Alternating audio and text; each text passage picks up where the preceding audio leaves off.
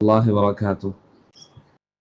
الحمد لله رب العالمين، والصلاة والسلام على أشرف الأنبياء والمرسلين نبينا محمد عليه وعلى آله أفضل الصلوات وأتم التسليم. أما بعد، رب اشرح لي صدري ويسر لي أمري واحلل عقدة من لساني يفقه قولي. سبحانك لا علم لنا إلا ما علمتنا إنك أنت العليم الحكيم.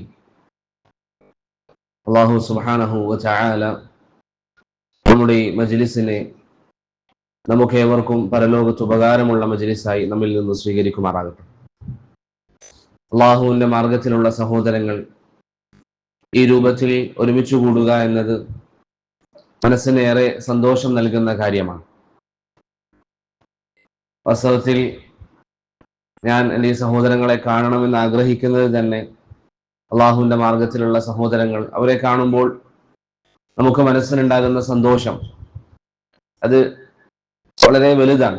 ഇത്രയേറെ അത് പറഞ്ഞറിയിക്കാൻ സാധിക്കുന്നതിലപ്പുറം നമ്മുടെ സഹോദരങ്ങളെ പരസ്പരം കാണുക, അള്ളാഹുവിന്റെ മാർഗത്തിൽ ഒരുമിച്ച് കൂടുന്നവരെ കാണുക എന്ന് പറയുന്നതൊക്കെ അള്ളാഹു നമുക്ക് നൽകുന്ന വലിയ അനുഗ്രഹമാണ്. അതല്ലെങ്കിൽ ഞാൻ ഇന്നലെ ഇങ്ങനെ ചിന്തിച്ചിരുന്നു, യാത്ര ചെയ്തു വരുമ്പോൾ എന്നെക്കാളും എത്രയോ നല്ല അറിവുള്ള നല്ല ദായിമാർ നമ്മുടെ നാട്ടിൽ അൽഹംദുലില്ലാഹ് ധാരാളമുണ്ട്. അവരുടെ ദർസുകളൊക്കെ ധാരാളമായി കേൾക്കുന്നവരാണ് നിങ്ങൾ. എന്നെ പോലെയുള്ള തുടക്കക്കാരായ വിദ്യാർത്ഥികൾ, അങ്ങനെയുള്ള ആളുകളുടെ ദർസിലേക്ക് ഒരിക്കലും നിങ്ങൾ ആവശ്യക്കാരല്ല. പക്ഷെ എന്നിട്ടും അൽഹംദുലില്ലാഹ് ദീനിന്റെ മജാലിസുകൾ ഉണ്ട് എന്നറിയുമ്പോൾ എല്ലാവരും വരുന്നു, ഇരിക്കുന്നു, സംസാരിക്കുന്നു. അല്ലാഹു സുബ്ഹാനഹു വ തആല മുസ്ലിമീങ്ങൾക്ക് നൽകിയിരിക്കുന്ന വലിയ അനുഗ്രഹമാണ്.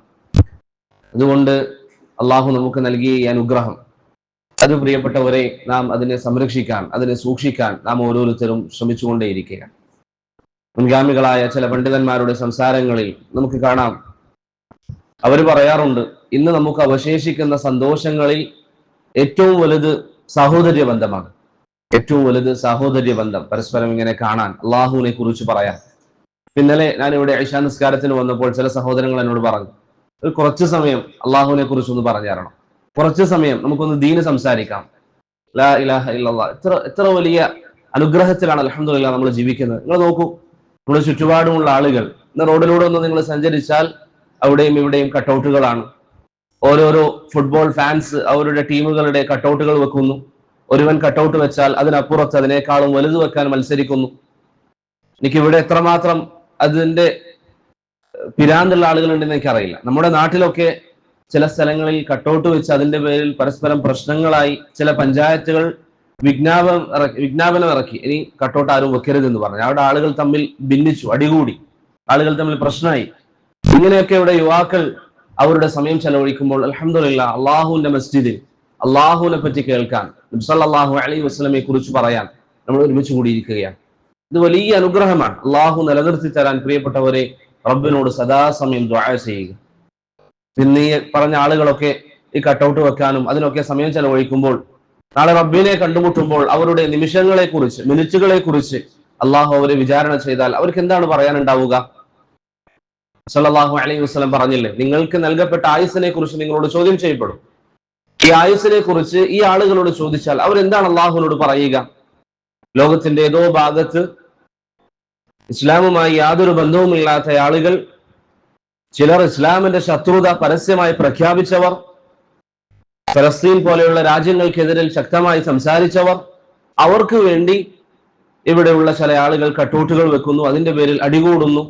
മനുഷ്യൻ ബുദ്ധി കൊണ്ടൊന്ന് ചിന്തിച്ചാൽ എന്ത് നന്മയാണുള്ളത്?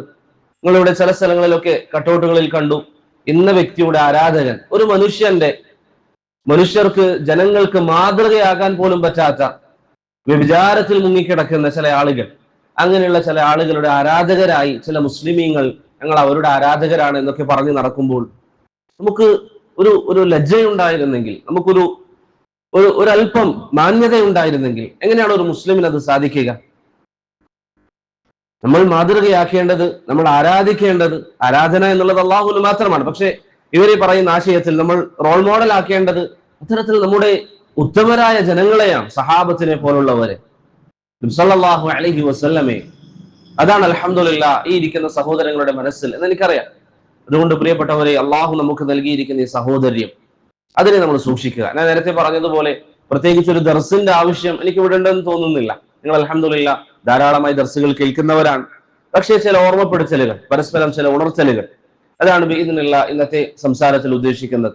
അല്ലാഹു സുബ്ഹാനഹു വ തആല റബ്ബിനെ കണ്ടുമുട്ടുന്ന ദിവസത്തിൽ നമുക്ക് ഏവർക്കും വലിയ സന്തോഷം നൽകുന്നതായി ഈ ഒരു മജ്ലിസിനെ നമ്മിൽ നിന്ന് സ്വീകരിക്കുമാറാകട്ടെ. ഞാൻ പ്രധാനമായും 2 കാര്യങ്ങളാണ് എൻ്റെ സഹോദരങ്ങളോട് സൂചിപ്പിക്കാൻ ഉദ്ദേശിക്കുന്നത്. അതിനുശേഷം ഇൻഷാ അല്ലാഹ് നമുക്ക് പരസ്പരം സംസാരിക്കാം. എന്തെങ്കിലും കാര്യങ്ങൾ ഉണ്ടെങ്കിൽ നിങ്ങൾക്ക് ചോദിക്കാം, എനിക്കറിയാവുന്നതാണെങ്കിൽ ഞാൻ പറയാം. ഒന്നാമത്തേത്, നമ്മൾ ഇന്ന് ജീവിക്കുന്ന ഈ ചുറ്റുപാടിൽ ഞാൻ നേരത്തെ പറഞ്ഞതുപോലെ ജനങ്ങളൊക്കെ ഹറാമിന്റെ പിന്നാലെ പോകുന്ന ഒരു കാലം, യുവാക്കളൊക്കെ അവർക്ക് ആസ്വാദനം നൽകുന്ന മറ്റ് അള്ളാഹു നിഷിദ്ധമാക്കിയ പല വിഷയങ്ങളും സ്വീകരിക്കുന്ന ഈ ഒരു സമയം, നമ്മൾ ഇന്ന് ജീവിക്കുന്ന ഈ ജീവിതത്തിൽ പലപ്പോഴും ചില ആളുകളുടെയൊക്കെ മനസ്സിൽ വരുന്നൊരു കാര്യമാണ്, മുസ്ലിങ്ങൾക്കിടയിൽ ഇങ്ങനെ ധാരാളം ഭിന്നിപ്പുകളുണ്ട്. മുസ്ലിങ്ങൾ ഭിന്നിച്ചുകൊണ്ടിരിക്കുകയാണ്, പല വിഭാഗങ്ങളായി മാറുന്നു, പല കക്ഷികളായി മാറുന്നു. നമ്മുടെ ചില സഹോദരങ്ങൾ, നമ്മുടെ ഭാഗത്തൊക്കെ നമ്മൾ ചില സഹോദരങ്ങളെ കാണാറുണ്ട്. അവര് പണ്ട് ദീനിന്റെ മജാലിസുകളിൽ സ്ഥിര സാന്നിധ്യമായിരുന്നു, എപ്പോഴും ദർസുകൾക്ക് വരും, എപ്പോഴും പഠിക്കും. ഇന്ന് അവരെ ദർസുകളിൽ നമുക്ക് കാണാൻ പറ്റുന്നില്ല.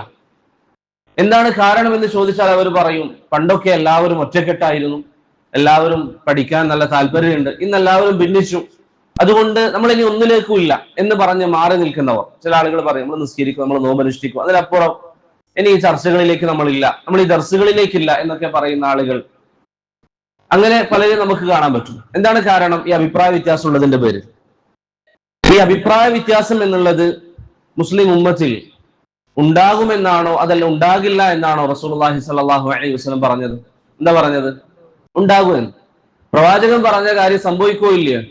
സംഭവിക്കുക തന്നെ ചെയ്യും, കാരണം അത് വഹ്യാണ്. നബി സല്ലല്ലാഹു അലൈഹി വസല്ലം പറഞ്ഞു, ഈ ഉമ്മത്തിൽ അഭിപ്രായ ഭിന്നത ഉണ്ടാകും, ഈ ഉമ്മത്ത് 73 കക്ഷികളായി തിരിയും എന്ന് നബി സല്ലല്ലാഹു അലൈഹി വസല്ലം പറഞ്ഞിട്ടുണ്ടെങ്കിൽ അത് സംഭവിക്കൽ നിർബന്ധമാണ്, അത് സംഭവിച്ചേ പറ്റും. അപ്പൊ ഈ ഉമ്മത്തിൽ അഭിപ്രായ വ്യത്യാസം ഉണ്ടാകും എന്നുള്ളത് നബി സല്ലല്ലാഹു അലൈഹി വസല്ലം മുന്നറിയിപ്പ് നൽകിയ കാര്യമാണ്. അതുണ്ടാവുക എന്നുള്ളത് അതുകൊണ്ട് തന്നെ നിർബന്ധമായ കാര്യമാണ്. അഭിപ്രായ വ്യത്യാസം ആളുകൾ ഇങ്ങനെ നമ്മോട് പറയുമ്പോൾ, ഇങ്ങനെ നിങ്ങൾ ഭിന്നിച്ചുകൊണ്ടിരിക്കുകയാണ്, നമ്മൾ ആഗ്രഹിക്കുന്നത് ഭിന്നിപ്പില്ലാതിരിക്കാനാണ്. പക്ഷേ ഭിന്നിപ്പുണ്ടായി എന്നുള്ളത് അള്ളാഹുവിന്റെ തീരുമാനമാണ്. അള്ളാഹു സുബ്ഹാനഹു വ തആല ആദ്യമേ തീരുമാനിച്ച കാര്യമാണ്, അതുകൊണ്ട് അത് സംഭവിക്കുക തന്നെ ചെയ്യും. ഈ അഭിപ്രായ വ്യത്യാസം ഉണ്ടാകുമ്പോൾ നമ്മൾ എന്താ ചെയ്യേണ്ടത്? അഭിപ്രായ വ്യത്യാസം ഉണ്ട്, അതുകൊണ്ട് നമ്മളൊന്നും പഠിക്കുന്നില്ല എന്ന് പറഞ്ഞ് വീട്ടിലിരിക്കുകയാണോ? അല്ല. ഇബ്നു ഹുബൈറ റഹിമഹുല്ലാഹ് അദ്ദേഹം പറഞ്ഞതായി ലൈലു തബഖാത്തുൽ ഹനാബിലയിൽ ഇബ്നു റജബ് അൽ ഹംബലി റഹിമഹുല്ലാഹ് പറയുന്നതായി കാണാം, അത് പിശാചിന്റെ കെണിയിൽപ്പെട്ടതാണ്. ചില ആളുകൾ ഖുർആൻ പഠിക്കില്ല, എന്താ പറയാ, ഇത് പഠിച്ചു കഴിഞ്ഞാൽ ഞാൻ ഖുർആന്റെ വിഷയത്തിൽ സംസാരിക്കുമ്പോൾ എനിക്ക് തെറ്റുപറ്റുമോ എന്ന പേടി എനിക്കുണ്ട്, അതുകൊണ്ട് ഞാൻ പഠിക്കുന്നില്ല. അതുപോലെ മുസ്ലിം ഉമ്മത്തിൽ ഇങ്ങനെ ചില അഭിപ്രായ വ്യത്യാസങ്ങൾ ഉള്ളത് കൊണ്ട് ഞാൻ പഠിക്കുന്നില്ല, ഞാൻ മാറി നിൽക്കാം എന്ന് പറഞ്ഞ് ദീനിൽ നിന്ന് അകൽച്ച പാലിക്കുന്ന ആളുകൾ അവർ പിശാചിന്റെ കെണിയിൽപ്പെട്ടവരാണ് എന്ന്, പിശാചിന്റെ കെണിയിൽ അവരെ പിശാച് പെടുത്തിയിരിക്കുകയാണ് എന്ന് ഇബ്നു ഹുബൈറ റഹിമഹുല്ലാഹ് പറഞ്ഞതായി കാണാം. അതുകൊണ്ട് അഭിപ്രായ വ്യത്യാസങ്ങൾ ഉള്ളത് കൊണ്ട് നമ്മൾ പഠിക്കൂല എന്ന് പറഞ്ഞ് മാറിയിരിക്കുകയല്ല വേണ്ടത്. ദീനിന്റെ മജാലിസുകൾ ഉണ്ടെന്ന് കേട്ടാൽ അവിടേക്ക് നമ്മൾ ധൃതിയിൽ വരിക, അവിടെ നമ്മൾ ഇരിക്കുക, നമ്മൾ പഠിക്കുക. ഇപ്പൊ നിങ്ങൾ നോക്കുക, നിങ്ങളൊരു ബിസിനസ് തുടങ്ങാൻ തീരുമാനിച്ചു, ഭൗതികമായ ജീവിതത്തിൽ ബിസിനസ് തുടങ്ങാൻ തീരുമാനിച്ചു, നിങ്ങൾ എവിടെയെങ്കിലും ഒരു ഷോപ്പ് ഇടാൻ തീരുമാനിച്ചു. അപ്പൊ അവിടെ വേറെയും അതുപോലുള്ള ഷോപ്പുകൾ ഉണ്ട്. പക്ഷെ നിങ്ങൾക്കറിയാം അതിന്റെ സാധ്യതയുണ്ട്, നിങ്ങൾ അത് തുടങ്ങിയാൽ വിജയിക്കാൻ, അത് പ്രോഫിറ്റ് ലഭിക്കാൻ സാധ്യതയുണ്ടെങ്കിൽ നമ്മൾ എന്ത് ചെയ്യും? അതിനെക്കുറിച്ചൊന്ന് പഠിക്കും, മാർക്കറ്റ് പഠിക്കും, നമ്മൾ തുടങ്ങിയാൽ അത് കച്ചവടം എങ്ങനെയൊക്കെ മുന്നോട്ട് പോകാൻ സാധ്യതയുണ്ടെന്ന് പഠിക്കും, നമ്മളത് സ്റ്റാർട്ട് ചെയ്യും. ഇത് ഭൗതികമായ വിഷയത്തിലാണ്. എന്നാൽ നമ്മെ സംബന്ധിച്ചിടത്തോളം നമ്മുടെ പരലോകം, അതാരെങ്കിലും എന്തെങ്കിലും അഭിപ്രായ വ്യത്യാസം പറഞ്ഞതിന്റെ പേര് നമ്മൾ ഉപേക്ഷിക്കേണ്ടതാണോ? അല്ല, നമ്മൾ പഠിക്കണം. നമ്മൾ പഠിക്കുമെന്ന് തീരുമാനം എടുക്കണം, ദർസുകളിൽ പങ്കെടുക്കുക, കാര്യങ്ങൾ മനസ്സിലാക്കുക, എപ്പോഴും റബ്ബിനോട് ദുആ ചെയ്തുകൊണ്ടേയിരിക്കുക, അള്ളാഹു എനിക്ക് സന്മാർഗം പറഞ്ഞു തരണം. ഇന്ന് ഇങ്ങനെ ആളുകൾ ഭിന്നിക്കുമ്പോൾ എനിക്ക് പലപ്പോഴും ആശയക്കുഴപ്പങ്ങൾ ഉണ്ടാകുന്നുണ്ട്, എനിക്കിത് മനസ്സിലാക്കാനുള്ള തൗഫീഖ് നൽകണം. ഇത് അള്ളാഹുവിനോട് സദാസമയം നമ്മൾ ദുആ ചെയ്തുകൊണ്ടിരിക്കുക, റബ്ബിനോട് നമ്മൾ കരഞ്ഞ് റബ്ബിനോട് നമ്മൾ പറയുക, അള്ളാഹുവെ എനിക്ക് സന്മാർഗം നൽകണം. ഇത് നമ്മൾ സ്ഥിരം പറയുന്നുണ്ട്, പക്ഷേ പലപ്പോഴും നമ്മൾ ഇഹ്ദിനസ് സിറാത്തൽ മുസ്തഖീം എന്നൊക്കെ പറയുമ്പോൾ അതിനർത്ഥം ചിന്തിക്കുന്നില്ല എന്ന് മാത്രം. അതല്ലേ നമ്മൾ പറയുന്നത്. ഇഹ്ദിനസ് സിറാത്തൽ മുസ്തഖീം എന്ന് പറഞ്ഞാൽ എന്താ അർത്ഥം? അള്ളാഹുവെ നേരായ മാർഗത്തിൽ, സ്വർഗത്തിലേക്ക് നയിക്കുന്ന മാർഗത്തിൽ അള്ളാഹുവെ നീ നമ്മെ വഴികാണിക്കണം. ഇതാണ് നമ്മുടെ ദുആ. ഇത് പലപ്പോഴും നമ്മൾ അതിന്റെ അർത്ഥം മനസ്സിലാക്കുന്നില്ല എന്ന് മാത്രം. അതുകൊണ്ട് ഒന്നാമതായി എന്റെ സഹോദരങ്ങളോട് എനിക്ക് പറയാനുള്ളത്, നമ്മൾ ദീനിന്റെ മജാലിസുകളിൽ സ്ഥിരമായി പങ്കെടുക്കാൻ വേണ്ടി ശ്രമിക്കുക. എന്റെ അറിവനുസരിച്ച് ഇവിടെ എല്ലാ ആഴ്ചകളിലും ദർസുകൾ നടക്കാറുണ്ട്. ഈ ദർസുകളിലേക്ക് നമ്മൾ വരിക, ഈ ദർസുകളിൽ നമ്മൾ ഇരിക്കുക, ഇവിടെ പറയുന്ന കാര്യങ്ങൾ അത് നമ്മൾ പഠിക്കുക. ഇവിടെ പറയുന്ന ദീനിന്റെ വിധികൾ എന്ന് പറയുന്നത് പ്രിയപ്പെട്ടവരെ നബി സല്ലല്ലാഹു അലൈഹി വസല്ലമയുടെ അനന്തരാവകാശമാണ്. ഒരിക്കൽ അബൂ ഹുറൈറ റളിയല്ലാഹു അൻഹു പട്ടണത്തിലൂടെ നടക്കുമ്പോൾ ആളുകൾ അവിടെ കച്ചവടം ചെയ്യാം, ടൗണിൽ മാർക്കറ്റുകളിലൊക്കെ ആളുകൾ കച്ചവടം ചെയ്യാം. അബൂ ഹുറൈറ റളിയല്ലാഹു അൻഹു അവരോട് പറഞ്ഞു, നിങ്ങൾ ഇവിടെ കച്ചവടം ചെയ്യാണോ?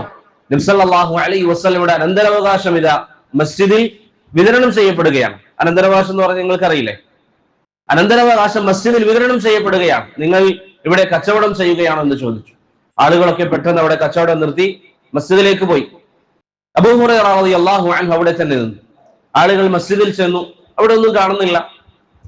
അനന്തരാവകാശം വിധിക്കപ്പെടുന്നത് അവർ പ്രതീക്ഷിച്ചതുപോലെ ഒന്നും കാണുന്നില്ല. തിരിച്ച് മാർക്കറ്റിലേക്ക് വന്നു.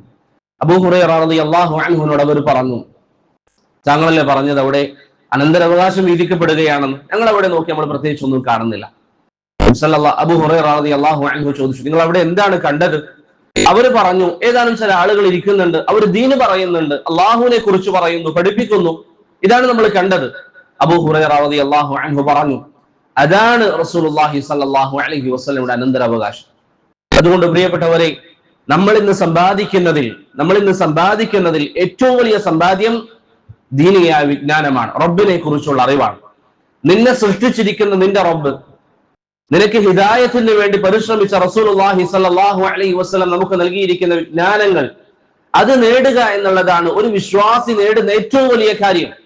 അതുകൊണ്ടാണ് അബ്ദുൽ ഗനി അൽ മഖ്ദിസി റഹിമഹുള്ളയുടെ അരികിൽ വന്ന് ഒരു വ്യക്തി ചോദിക്കുകയാണ്, ഈ കാണുന്ന ഔലിയാക്കൾ എന്ന് പറയപ്പെടുന്നവർ, സാലിഹീങ്ങൾ എന്ന് പറയുന്നവർ, അവരൊക്കെ ചില കറാമാത്തുകൾ കാണിക്കുന്നുണ്ട്. നമ്മൾ ഇന്ന് കേൾക്കാറുണ്ട്, ഇന്ന കറാമത്തുള്ള വ്യക്തിയാണ്, വലിയാണ്, കറാമത്തുണ്ട്, ഇങ്ങനെയുള്ള ആളുകൾ കറാമത്ത് കാണിക്കുന്നു. എന്നാൽ നിങ്ങളെ പോലുള്ളവർ, അബ്ദുൽ ഗനി അൽ മഖ്ദിസിയോട് പറയാം, നിങ്ങളെ പോലുള്ളവർ രാവിലെയും വൈകുന്നേരവും ഹദീസ് പഠിപ്പിക്കുന്നു, ഫിഖ്ഹ് പഠിപ്പിക്കുന്നു, നിങ്ങളിൽ കറാമത്ത് കാണാൻ സാധിക്കുന്നില്ല എന്ന് പറഞ്ഞപ്പോൾ അബ്ദുൽ ഗനി അൽ മഖ്ദിസി റഹിമഹുള്ള പറഞ്ഞു, അള്ളാഹുവിന്റെ ദീനിന്റെ വിജ്ഞാനം അതിൽ സമയം ചെലവഴിക്കുന്നതിനേക്കാളും നല്ല ഏത് കറാമത്താണ് നിങ്ങൾ ആഗ്രഹിക്കുന്നത്? ഒരു വിശ്വാസി ആകാശത്തൂടെ പറക്കുന്നതിനേക്കാൾ, കടലിലൂടെ നടക്കുന്നതിനേക്കാൾ അവനെ സംബന്ധിച്ചിടത്തോളം അഫ്വലായത് എന്താണ്? ദീനിന്റെ മാർഗത്തിൽ സമയം ചെലവഴിക്കലാണ്, വിജ്ഞാനം പഠിക്കലാണ്, പഠിപ്പിക്കലാണ്.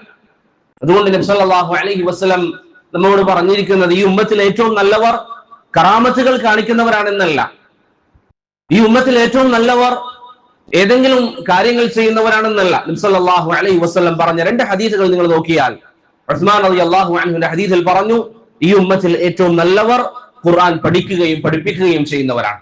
ഖുർആൻ പഠിക്കുകയും പഠിപ്പിക്കുകയും ചെയ്യുന്നവർ. അങ്ങനെയാണ് മുൻഗാമികൾ മനസ്സിലാക്കിയത്. നബി സല്ലല്ലാഹു അലൈഹി വസല്ലം ഇത് പറഞ്ഞു. മഹാനായ താബിഈ പണ്ഡിതൻ അബൂ അബ്ദുറഹ്മാൻ അസ്സുലമി ഇത് കേട്ടു. നബി സല്ലല്ലാഹു അലൈഹി വസല്ലമയുടെ വാക്ക്, എന്താ വാക്ക്? ഈ ഉമ്മത്തിൽ ഏറ്റവും ശ്രേഷ്ഠ.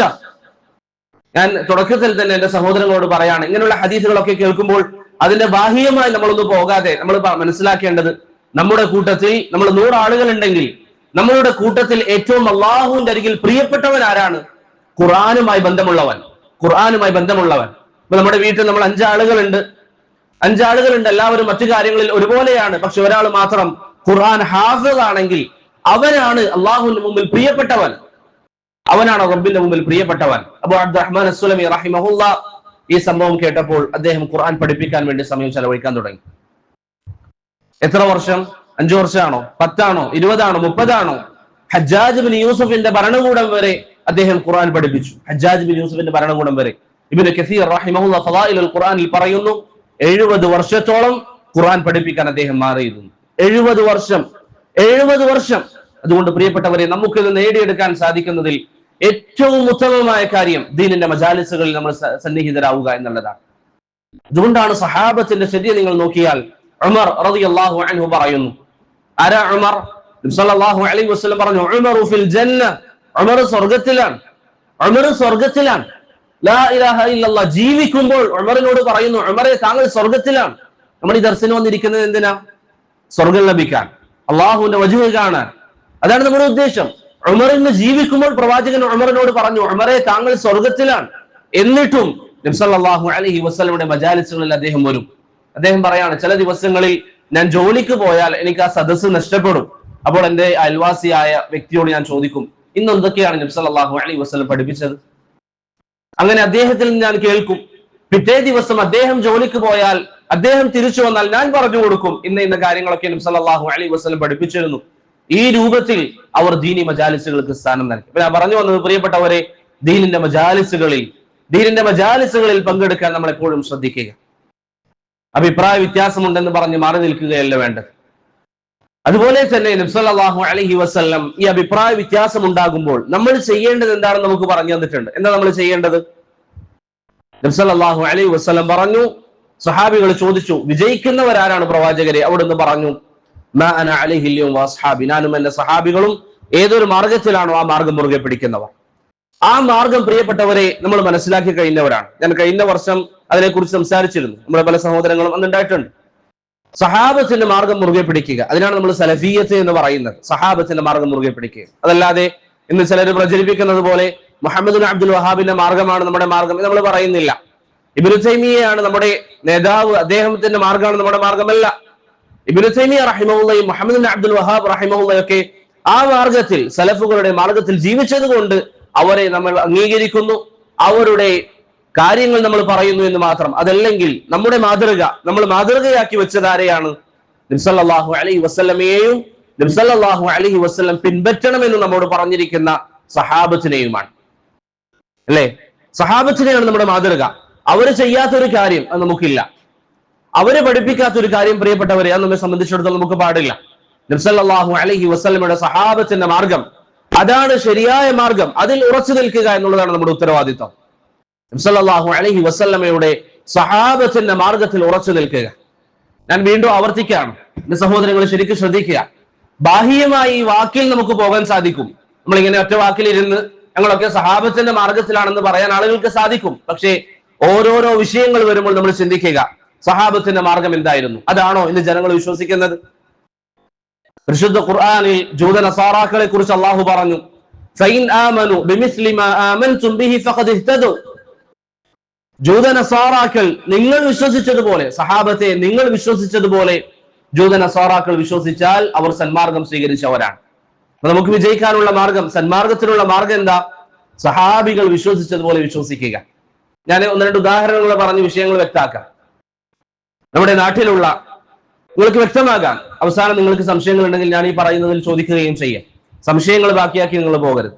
നമ്മുടെ നാട്ടിലുള്ള സമസ്തക്കാർ, AP ആകട്ടെ, EK വിഭാഗമാകട്ടെ, സംസ്ഥാന സുന്നി വിഭാഗമാകട്ടെ, ഏത് വിഭാഗമാണെങ്കിലും അവരോട് നിങ്ങൾ ഇന്ന് ചോദിച്ചു നോക്കുക, അള്ളാഹുവിന്റെ എത്ര സിഫാത്തുകളുണ്ട്?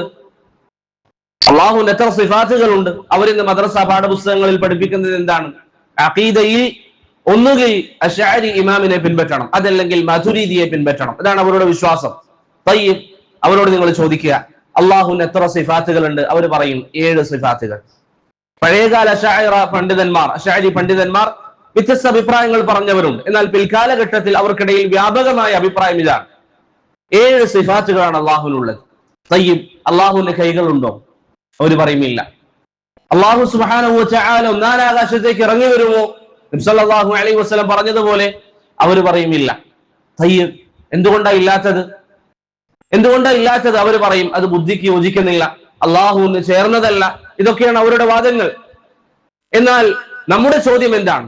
നമ്മൾ സഹാബത്തിന്റെ മാർഗം പിൻപറ്റുന്നു എന്ന് പറയുമ്പോൾ നമ്മുടെ ചോദ്യം, ഇതൊക്കെ നബി സല്ലല്ലാഹു അലൈഹി വസല്ലം പറഞ്ഞു തന്നപ്പോൾ അള്ളാഹുവിന്റെ കൈകളുണ്ട്, അള്ളാഹു സുബ്ഹാനഹു വ തആല ഒന്നാം ആകാശത്തേക്ക് ഇറങ്ങും എന്നൊക്കെ ഖുർആനും സുന്നത്തിന്റെയും അടിസ്ഥാനത്തിൽ നബി സല്ലല്ലാഹു അലൈഹി വസല്ലം സഹാബത്തിന് കേൾപ്പിച്ചു കൊടുത്തപ്പോൾ, ഒരു സഹാബത്ത് എത്ര ആളുകൾ ഉണ്ടായിരുന്നു? എത്രയായിരുന്നു അവരുടെ എണ്ണം? 1,14,000-ഓളം സഹാബികളുണ്ട്. അത് ഹദീസ് റിവായത്ത് ചെയ്ത സഹാബികളാണെന്ന് അബൂ സുറഅത്ത് റാസി പറയുന്നു. അഥവാ 1,00,000-ലധികം സഹാബികൾ എന്തായാലും ഉണ്ട്. ഈ 1,00,000-ലധികം വരുന്ന സഹാബികളിൽ ഒരാളെങ്കിലും പറഞ്ഞോ നബി സല്ലല്ലാഹു അലൈഹി വസല്ലം അള്ളാഹു ഒന്നാം ആകാശത്തേക്ക് ഇറങ്ങുമെന്ന് പറയുമ്പോൾ? ഇല്ല. അതിന്റെ ഉദ്ദേശം അങ്ങനല്ല. അള്ളാഹു ഒന്നാം ആകാശത്തേക്ക് ഇറങ്ങില്ല. നമ്മുടെ നാട്ടിൽ സമസ്തയുടെ ഒരു നേതാവ് മുമ്പൊരിക്കൽ ചോദിച്ചിരുന്നു, അള്ളാഹു രാത്രിയുടെ അവസാന 1/3 ഒന്നാം ആകാശത്തേക്ക് ഇറങ്ങുമെങ്കിൽ നമ്മുടെ നാട്ടിൽ, ഇന്ത്യ പോലുള്ള രാജ്യങ്ങളിൽ രാത്രിയാകുമ്പോൾ അമേരിക്കയിൽ പകലാണ്. എങ്ങനെയാണ് ഇവിടെ ഇറങ്ങുമ്പോൾ അമേരിക്കയിൽ എന്താ സംഭവിക്കുക?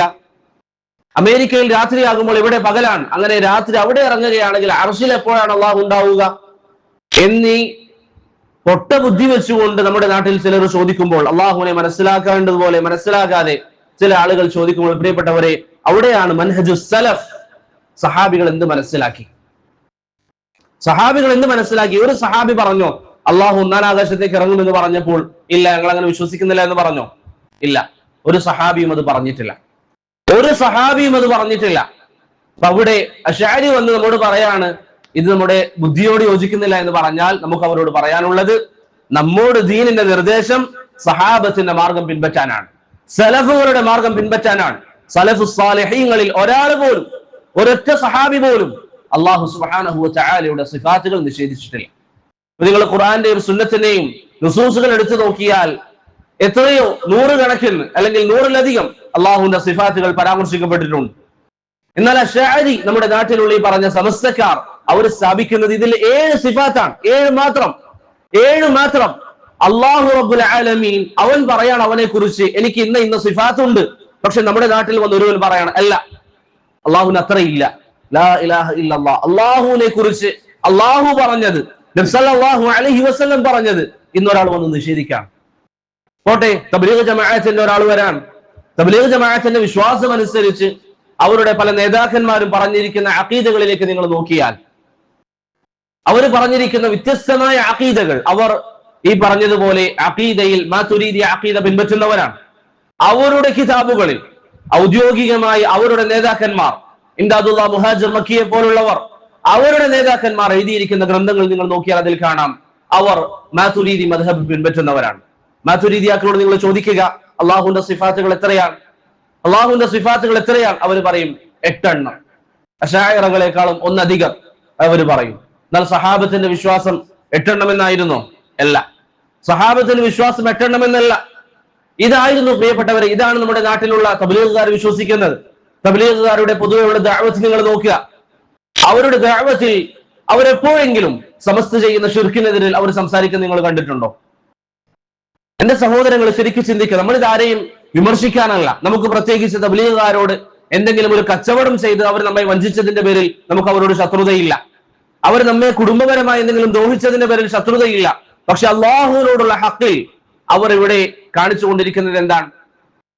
അള്ളാഹുവും റസൂലും ഖുർആനിലും സുന്നത്തിലുമായി അള്ളാഹുവിന് ഇന്ന സിഫാത്തുകൾ ഉണ്ട് എന്ന് പറയുമ്പോൾ, അള്ളാഹുവിന് ഇന്ന അസ്മാകൾ ഉണ്ട് എന്ന് പറയുമ്പോൾ, അതിനെ നിഷേധിച്ച് അതിനെ ദുർവ്യാഖ്യാനിച്ച് മാതുരീദി അഖീദയാണ് നമ്മൾ പിൻപറ്റുന്നത് എന്ന് പറയുമ്പോൾ എത്രമാത്രം വൃത്തികെട്ട ആശയമാണ് അവർ പറഞ്ഞുകൊണ്ടിരിക്കുന്നത്. അഷ്റഫ് ഥാനവി എന്ന് പറയുന്ന തബ്ലീഗ് ജമാഅത്തിന്റെ പണ്ഡിതൻ, അദ്ദേഹത്തിന്റെ കിതാബുകളിൽ, എന്റെ ഓർമ്മ ശരിയാണെങ്കിൽ അർവാഹ് സലാസ എന്ന് പറയുന്ന കിതാബിൽ അദ്ദേഹം തബ്ലീഗ് ജമാഅത്തിന്റെ ഒരു അഖീദ പറയുന്നുണ്ട്. അഖീദത്തു തസവ്വുർ എന്നാണ് അതിന്റെ പേര്. എന്താണ് ഈ അഖീദ? അഖീദത്തു തസവ്വുർ ശൈഖ്. അവരുടെ ശൈഖന്മാരെ അവരിങ്ങനെ മനസ്സിൽ കൊണ്ടുവരും. അവരുടെ ശൈഖന്മാരെ അവർ മനസ്സിൽ കൊണ്ടുവരും. അവരിലെ ഒരു വ്യക്തി പറയുന്നു, അഷ്റഫ് ഥാനവി പറയുന്നത് പോലെ, അദ്ദേഹം ഒരിക്കൽ കുറച്ച് സമയം മിണ്ടാതിരുന്നു. അവരുടെ ശൈഖ് കുറച്ച് സമയം മിണ്ടാതിരുന്നു. ശേഷം അദ്ദേഹം പറഞ്ഞു, ഞാൻ പറയട്ടെ? ആളുകൾ പറഞ്ഞു, നിങ്ങൾ പറയും.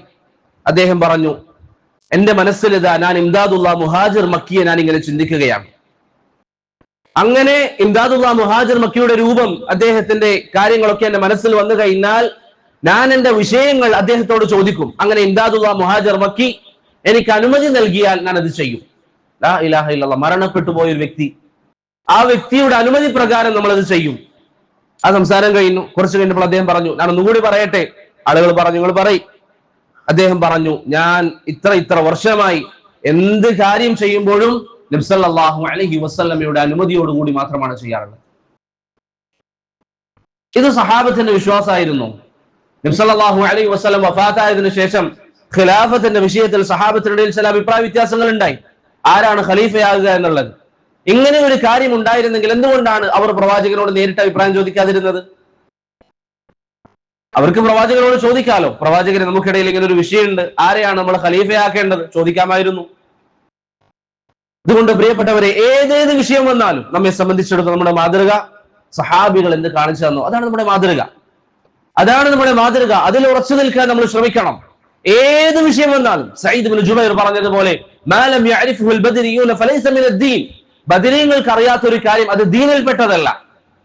ഒന്നുകൂടി വ്യക്തമാക്കാൻ, നമ്മുടെ നാട്ടിൽ KNM ചില സഹോദരങ്ങൾ പറയാറുണ്ട്, അവർ തൗഹീദ് പറയുന്നവരല്ലേ, എന്തുകൊണ്ടാണ് നമ്മൾ വിട്ടുനിൽക്കുന്നത്? ഇഖ്വാനുൽ മുസ്ലിമീനിന്റെ ആളുകൾ, സൗദിയിലൊക്കെയുള്ള സുറൂരികൾ, അവർ തൗഹീദ് പറയുന്നവരാണ്. പക്ഷെ അഹ്ലുസുന്നയുടെ പണ്ഡിതന്മാർ, ഷെയ്ഖ് സാലിഹ് അൽ ഫൗസാനെ പോലുള്ളവർ, ഷെയ്ഖ് ഇബ്നു ബാസ് പറഞ്ഞു, 73 കക്ഷികളിൽ ഒരു വിഭാഗമാണവർ, പിഴച്ചവരാണവർ. ഇഖ്വാനുൽ മുസ്ലിമീനെ കുറിച്ച് അവരിൽ പലരും തൗഹീദ് പറയുന്നവരാണ്. പക്ഷെ എന്തുകൊണ്ടാണ് പണ്ഡിതന്മാർ എതിർത്തത്? കേവലം തൗഹീദ് പറഞ്ഞാൽ പോരാ, അഹ്ലുസുന്നക്ക് ഒരു മാർഗമുണ്ട്, ഒരു മൻഹജുണ്ട്. ആ മൻഹജിൽ ഉറച്ചു നിൽക്കണം. നമ്മുടെ നാട്ടിലെ KNM, അവരുടെ കൂടെയുള്ള അവരുടെ വിശ്വാസം എന്താണ്? ഇപ്പോൾ അവർ മടവൂരികളായി ലയിച്ചു. ഹുസൈൻ മടവൂർ അവരുടെ നേതൃത്വത്തിൽ ഇരിക്കുന്ന വ്യക്തിയാണ്. ഹുസൈൻ മടവൂരിന്റെ കീഴിൽ ഇവിടെ പ്രവർത്തിച്ചിരുന്ന മടവൂരി വിഭാഗം, അവരിവിടെ പ്രചരിപ്പിച്ചിരിക്കുന്ന ആശയങ്ങൾ, പ്രിയപ്പെട്ടവരെ, എത്രമാത്രം അപകടം നിറഞ്ഞതാണ്. നമ്മളെപ്പോഴും മനസ്സിലാക്കേണ്ട ഒരു കാര്യം, തിന്മകൾ കണ്ട് നമ്മുടെ മനസ്സ് മരവിച്ചു പോകുന്ന ഒരു സാഹചര്യം ഉണ്ടാകും. നമ്മളിങ്ങനെ തിന്മ ധാരാളം കണ്ടാൽ. കാരണം നമ്മുടെ ചുറ്റുപാടിൽ നമ്മൾ ഇവിടെ ശിർക്ക് കാണുന്നു, ആളുകൾ റബ്ബല്ലാത്തവർ ഇത് ഇബാദത്ത് ചെയ്യുന്നത് കാണുന്നു. ഇതൊക്കെ സ്ഥിരമായി കാണുമ്പോൾ നമ്മുടെ മനസ്സിൽ അതിന്റെ ഗൗരവം കുറയും. ഇന്നൊരു സഹാബി നമുക്കിടയിലേക്ക് വന്നാൽ ഇതൊക്കെ കണ്ടാൽ അവർക്ക് എങ്ങനെ സഹിക്കാൻ സാധിക്കുമെന്ന് നമുക്കറിയില്ല. നബി സല്ലല്ലാഹു അലൈഹി വസല്ലമയെ ആരെങ്കിലും ചീത്ത പറഞ്ഞാൽ അവർക്കെതിരിൽ സഹാബത്തിനുണ്ടായിരുന്ന ദേഷ്യം നിസാരമായിരുന്നില്ല. നമുക്കിത് കണ്ട് ശീലമായിരിക്കുകയാണ്. തെറ്റുകൾ വ്യാപിച്ചു. അതുകൊണ്ട് നമുക്ക് ഇന്ന് ആ തെറ്റുകളെ നിസാരമായി കാണുന്ന ഒരു അവസ്ഥയെത്തി. അതുകൊണ്ടാണ് KNMനെ സംബന്ധിച്ചിടത്തോളം ഹുസൈൻ മടവൂർ അവരിലേക്ക് ചേർന്ന് പ്രവർത്തിക്കുകയാണ്. KNMയുടെ പ്രചരിപ്പിച്ചിരിക്കുന്ന ആശയങ്ങൾ നിസാരമായ തെറ്റിദ്ധാരണകളാണോ? നബി സല്ലല്ലാഹു അലൈഹി വസല്ലം പറഞ്ഞ എത്ര ഹദീസുകൾ അവർ നിഷേധിച്ചു. സിഹർ ബാധിക്കുന്ന ഹദീസ്, സഹീഹായി അഹ്ലുസുന്ന അംഗീകരിച്ച ഹദീസ് അവർ നിഷേധിച്ചു. എന്താണ് കാരണം? അവരുടെ ബുദ്ധിക്ക് യോജിക്കുന്നില്ല. പിന്നീട് പല വ്യാഖ്യാനങ്ങളുമായി വന്നു. ഹദീസിൽ ദുർബലതയുണ്ടെന്ന് പറഞ്ഞു. മറ്റൊരു വേള പ്രവാചകന് സിഹർ ബാധിച്ചു എന്ന് പറഞ്ഞാൽ അത് വഹീ കുറ്റപ്പെടുത്തുന്നത് പോലെയാണെന്ന് പറഞ്ഞു. അവർ ന്യായീകരിക്കാൻ പലതും കൊണ്ടുവന്നു. അതൊക്കെ തെറ്റാണെങ്കിൽ മറ്റൊരു കാര്യം. പക്ഷെ അവരുടെ ബുദ്ധി വെച്ചുകൊണ്ട് ഹദീസ് സിഹർ അവർ എതിർത്തു. അവർ പറഞ്ഞു പല്ലിയെ കൊന്നാൽ പ്രതിഫലമുണ്ട് എന്ന് പറഞ്ഞ ഹദീസിനെ അവർ എതിർത്തു, പരിഹസിച്ചു. അതുപോലെ തന്നെ ഈച്ചയെ വെള്ളത്തിൽ മുക്കുന്ന ഹദീസ് അവർ നിഷേധിച്ചു, അവർ പരിഹസിച്ചു. സംസം വെള്ളം കുടിക്കുന്നത് ഏതൊരു ഉദ്ദേശത്തിലാണ്, ആ ഉദ്ദേശം നടപ്പിലാകുമെന്നതിനെ കുറിച്ച് അവരുടെ ചില കിതാബുകളിൽ, ഗ്രന്ഥങ്ങളിൽ അവർ പറഞ്ഞു. അങ്ങനെയാണെങ്കിൽ മക്കയിൽ എന്തിനാണ് ഹോസ്പിറ്റൽ? ആളുകൾക്ക് സംസം വെള്ളം കൊടുത്താൽ പോരെ എന്ന് നബി സല്ലല്ലാഹു അലൈഹി വസല്ലമയുടെ ഹദീസുകളെ അവർ ചോദ്യം ചെയ്തു. അവരുടെ ബുദ്ധി വെച്ചുകൊണ്ട് എത്ര കാര്യങ്ങൾ സഹീഹുൽ ബുഖാരി വലിച്ചെറിയണമെന്ന് പറഞ്ഞു. ഇതൊക്കെ അവർ നമ്മുടെ നാട്ടിൽ പ്രചരിപ്പിച്ചു. അതിന്റെ നേതൃത്വം നൽകിയിരിക്കുന്ന മാസികകൾ, ശബാബ് പോലെയുള്ളത്, അതിന്റെ നേതാവായിരുന്നു ഹുസൈൻ മടവൂർ. അദ്ദേഹം ഇന്ന് KNMന്റെ നേതൃനിരയിൽ വന്നിരിക്കുകയാണ്. എന്നിട്ട് അദ്ദേഹത്തോട് എന്തെങ്കിലും ചോദിച്ചാൽ എന്താ പറയാ? നമ്മൾ തിരുത്തിയിട്ടുണ്ട്. എവിടെയാ തിരുത്തിയത്? കേവലം ഒരു പേപ്പറിൽ എന്തോ എഴുതി ആര് ചോദിച്ചാലും പറയും ആ പേപ്പറിലുണ്ട്. അങ്ങനെയാണോ തൗബ?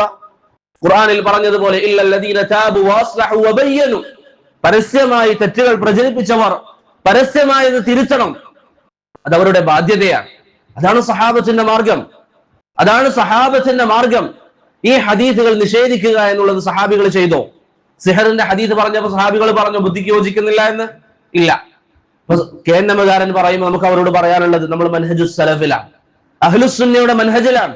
ഇതാണ് അഹ്ലുസുന്നയുടെ അഖീദ. ഞാൻ നേരത്തെ പറഞ്ഞതുപോലെ പ്രിയപ്പെട്ടവരെ, ഖുർആനിലും സുന്നത്തിലും ഈ നിർദ്ദേശങ്ങൾ ഇല്ലായിരുന്നെങ്കിൽ നമ്മൾ ഒരിക്കലും ഈ വിഷയങ്ങൾ പറയില്ലായിരുന്നു. അഹ്ലുസുന്ന എന്ന് പറയുന്നത് സഹാബത്തിന്റെ മാർഗത്തിൽ സഞ്ചരിക്കേണ്ടവരാണ്, സഹാബത്തിന്റെ മാർഗത്തിൽ ചലിക്കേണ്ടവരാണ്.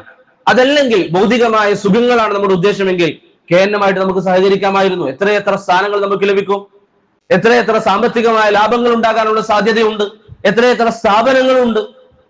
പക്ഷേ വിഷയം ദീനാണ്, വിഷയം അള്ളാഹുവിന്റെ വജ്ഹാണ്, വിഷയം നിസാരമല്ല. അതുകൊണ്ട് എന്റെ പ്രിയപ്പെട്ട സഹോദരങ്ങൾ, അള്ളാഹു നമുക്ക് മനസ്സിലാക്കി നൽകിയിരിക്കുന്ന ഈ ദീൻ, അതിൽ ഇസ്തിഖാമത്തോടുകൂടി ഉറച്ചു നിൽക്കാൻ നമ്മൾ ശ്രമിക്കുക. വളരെ ഗൗരവമുള്ള വിഷയമാണ്.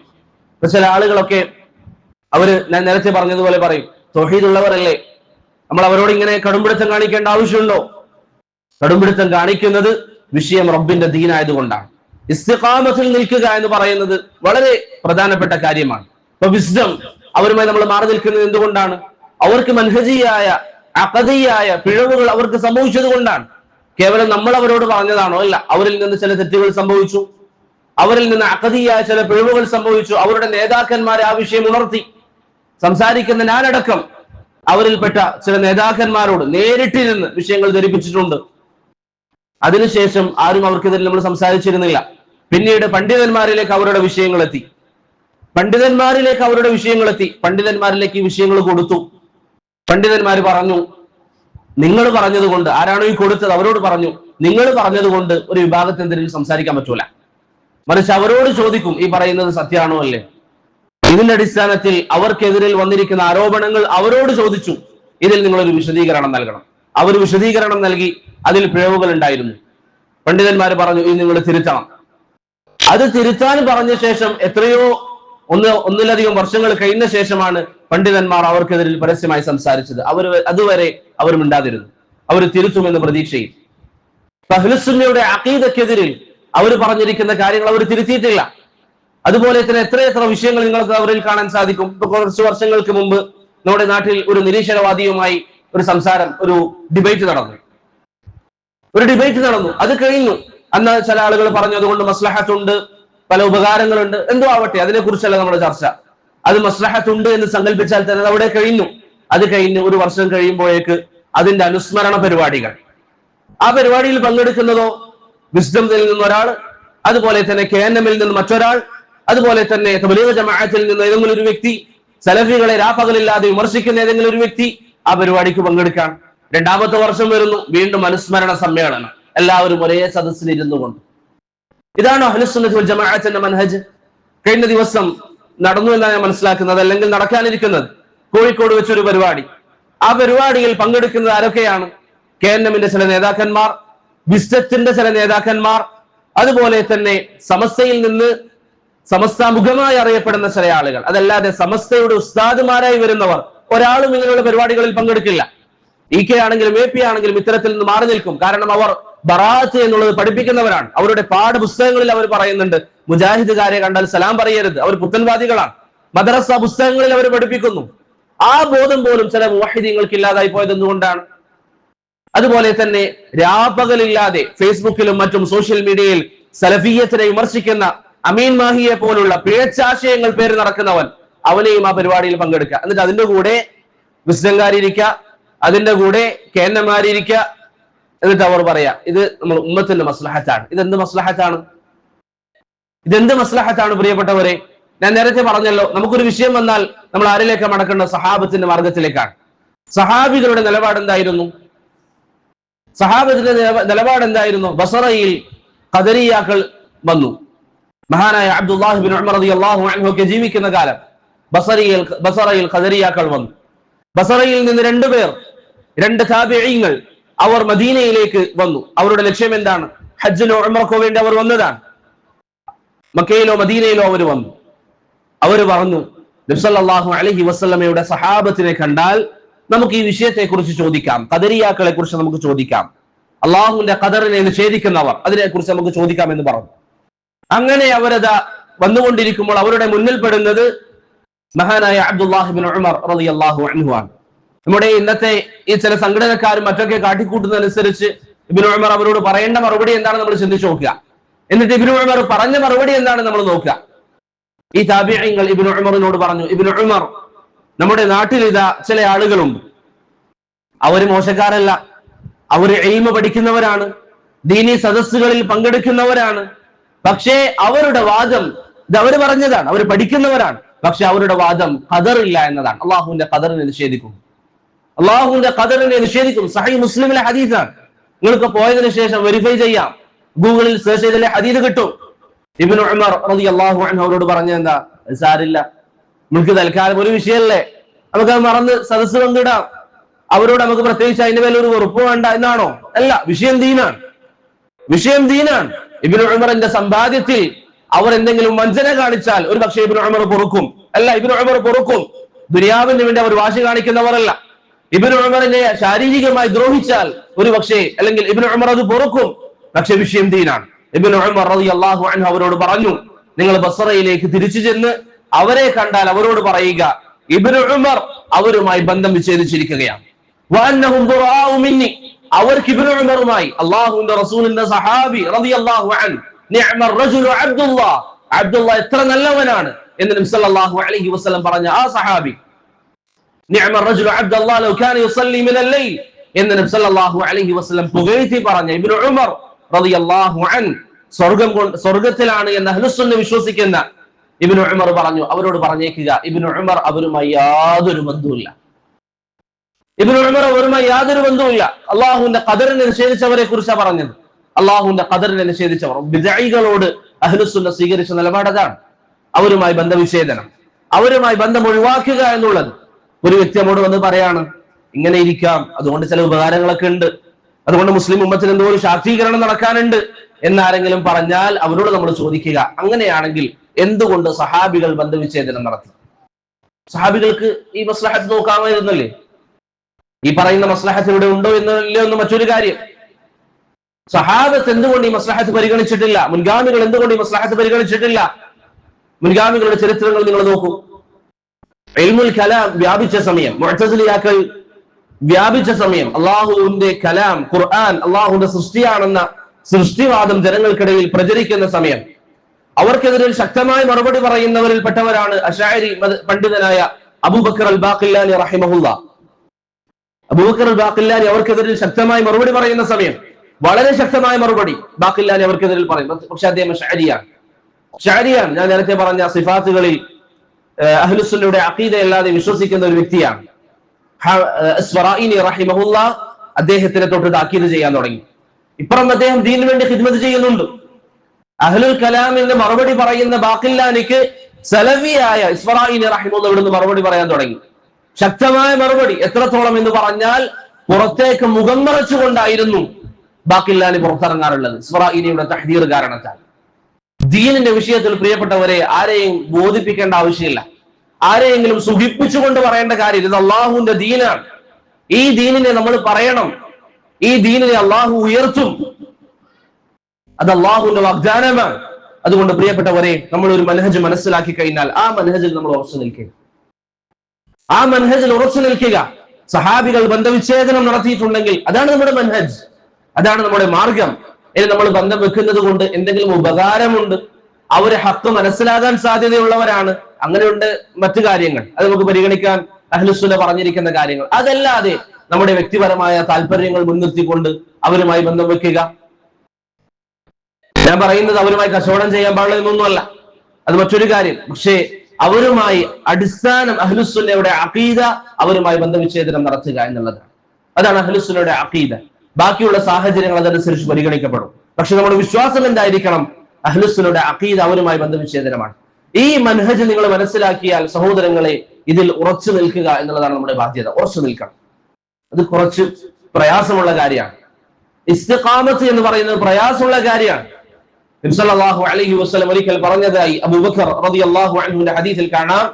ഇബ്നു സഅദ് അദ്ദേഹത്തിന്റെ തബഖാത്തിൽ ഉദ്ധരിച്ചതായി, അതുപോലെ ഇമാം തിർമിദി ഉദ്ധരിച്ചിട്ടുണ്ട്. ഷയ്യബത്നി ഹൂദുൻ വഅഖവാതുഹാ.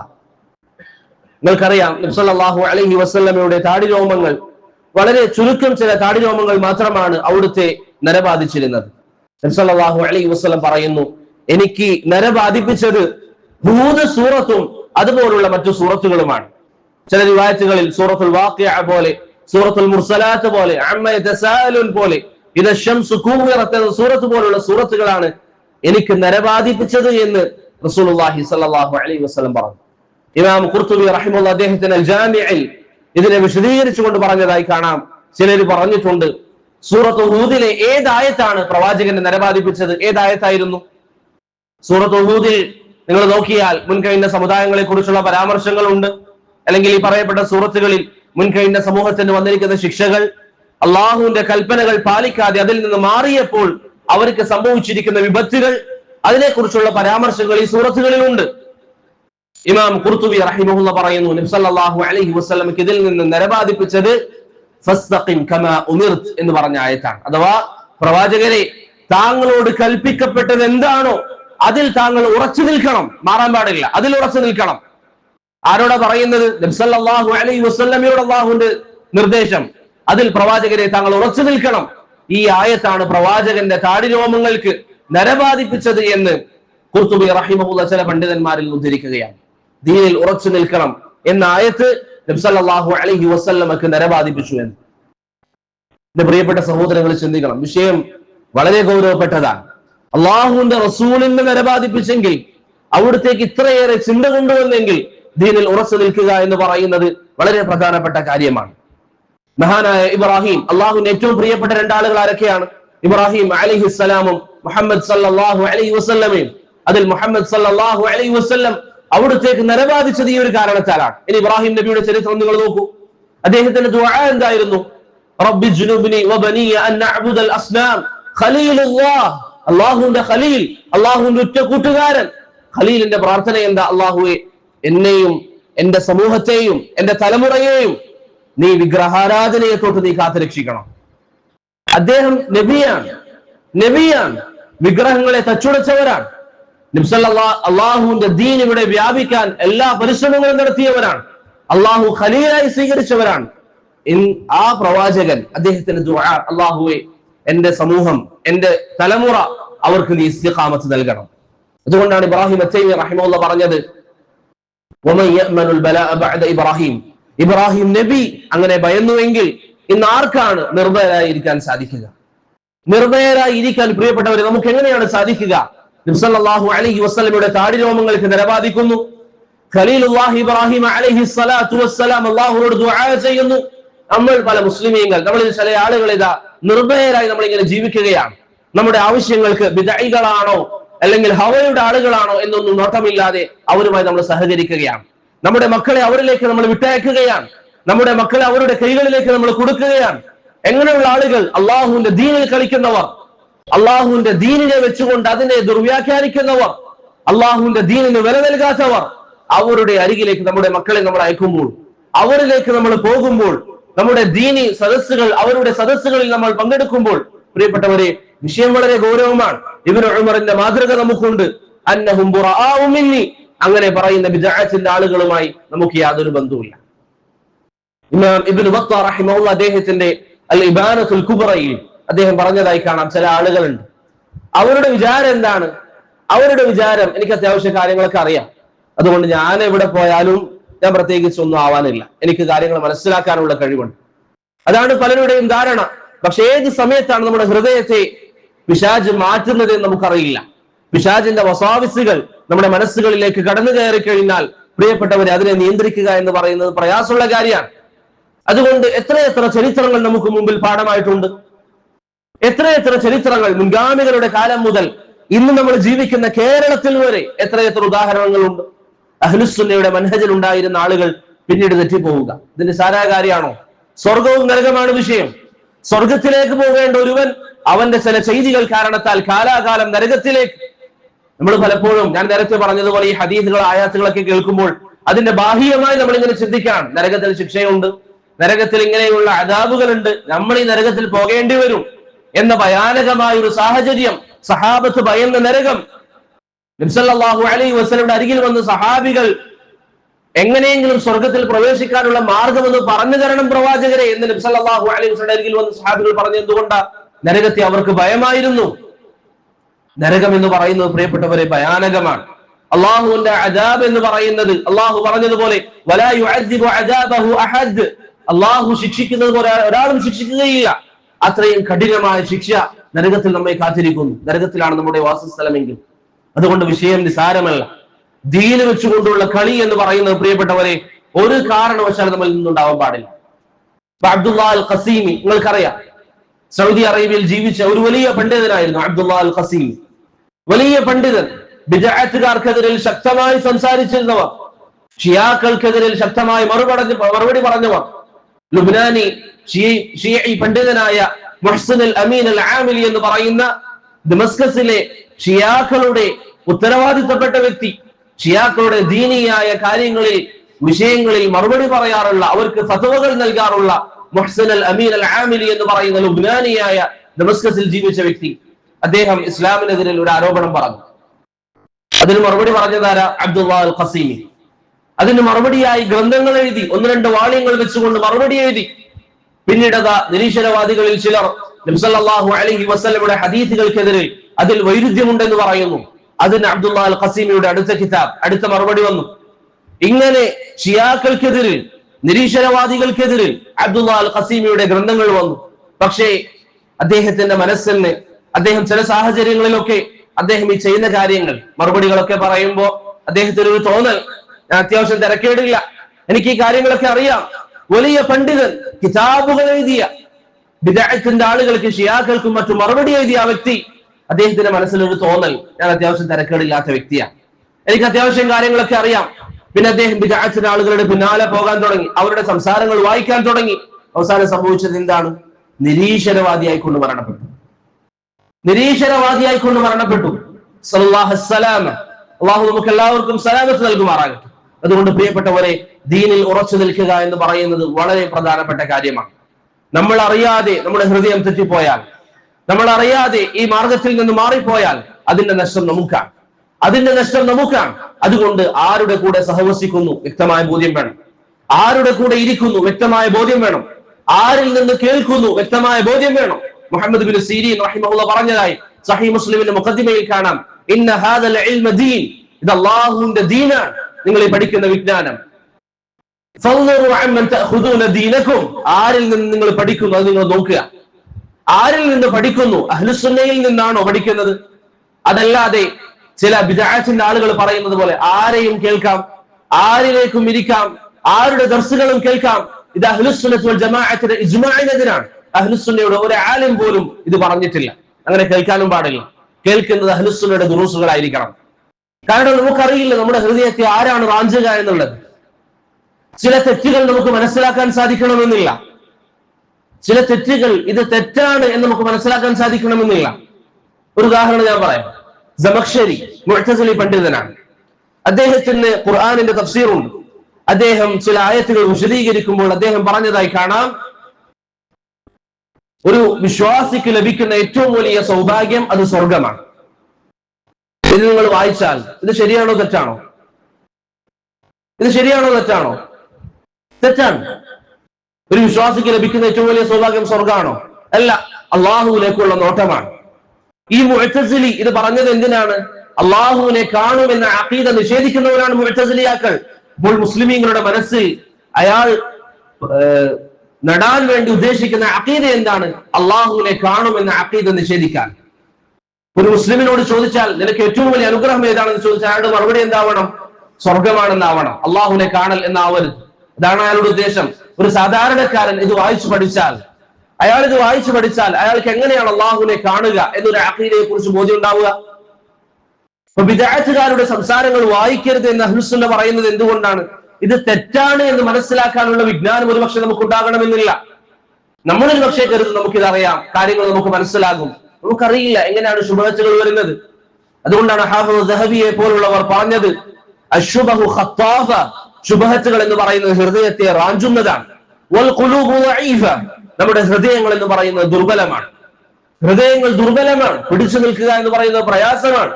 അതുകൊണ്ടാണ് പണ്ഡിതന്മാർ പൊതുവെ പറയാറുള്ളത്, അസ്സലാമു ലാ യഅദിലുഹാ ഷൈ, ഏറ്റവും നല്ലത് തെറ്റുകളുടെ മാർഗത്തിൽ പോവാതിരിക്കുക, തെറ്റുകൾ കേൾക്കാതിരിക്കുക, ബിദ്അത്തുകൾ കേൾക്കാതിരിക്കുക, അവരുടെ ആളുകളുടെ സദസ്സുകളിൽ പങ്കെടുക്കാതിരിക്കുക, അവരുടെ ശുബഹത്തുകൾക്ക് ചെവി കൊടുക്കാതിരിക്കുക. നമ്മുടെ ഹൃദയത്തെ, നമ്മുടെ ദീനിനെ സംരക്ഷിക്കുക എന്ന് പ്രിയപ്പെട്ടവരെ നമ്മുടെ ബാധ്യതയാണ്. സഹീഹുൽ ബുഖാരിയുടെ ഒരു റാവിയുണ്ട്, അദ്ദേഹത്തിന്റെ പേര് ഇമ്രാൻ ഇബ്നു ഹത്താൻ എന്നാണ്. ഇമ്രാൻ ഇബ്നു ഹത്താൻ. ഹാഫിദ് ഇബ്നു കസീർ അദ്ദേഹത്തിന് അൽ ബിദായത്തു വൻ നിഹായയിൽ പറയുന്നു, കാന അവ്വലൻ മിൻ അഹ്ലി സുന്ന. ഇമ്രാൻ ഇബ്നു ഹത്താൻ അഹ്ലുസുന്നയിൽപ്പെട്ട വ്യക്തിയാണ്, അഹ്ലുസുന്നയാണ്.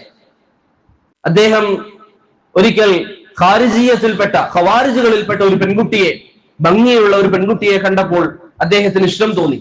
അദ്ദേഹം വിരൂപിയായിരുന്നു. അദ്ദേഹം ആ പെൺകുട്ടിയെ പ്രപ്പോസ് ചെയ്തു. ആ വ്യക്തി ഇമ്രാൻ ഇബ്നു ഹത്താന്റെ ഉദ്ദേശം എന്തായിരുന്നു?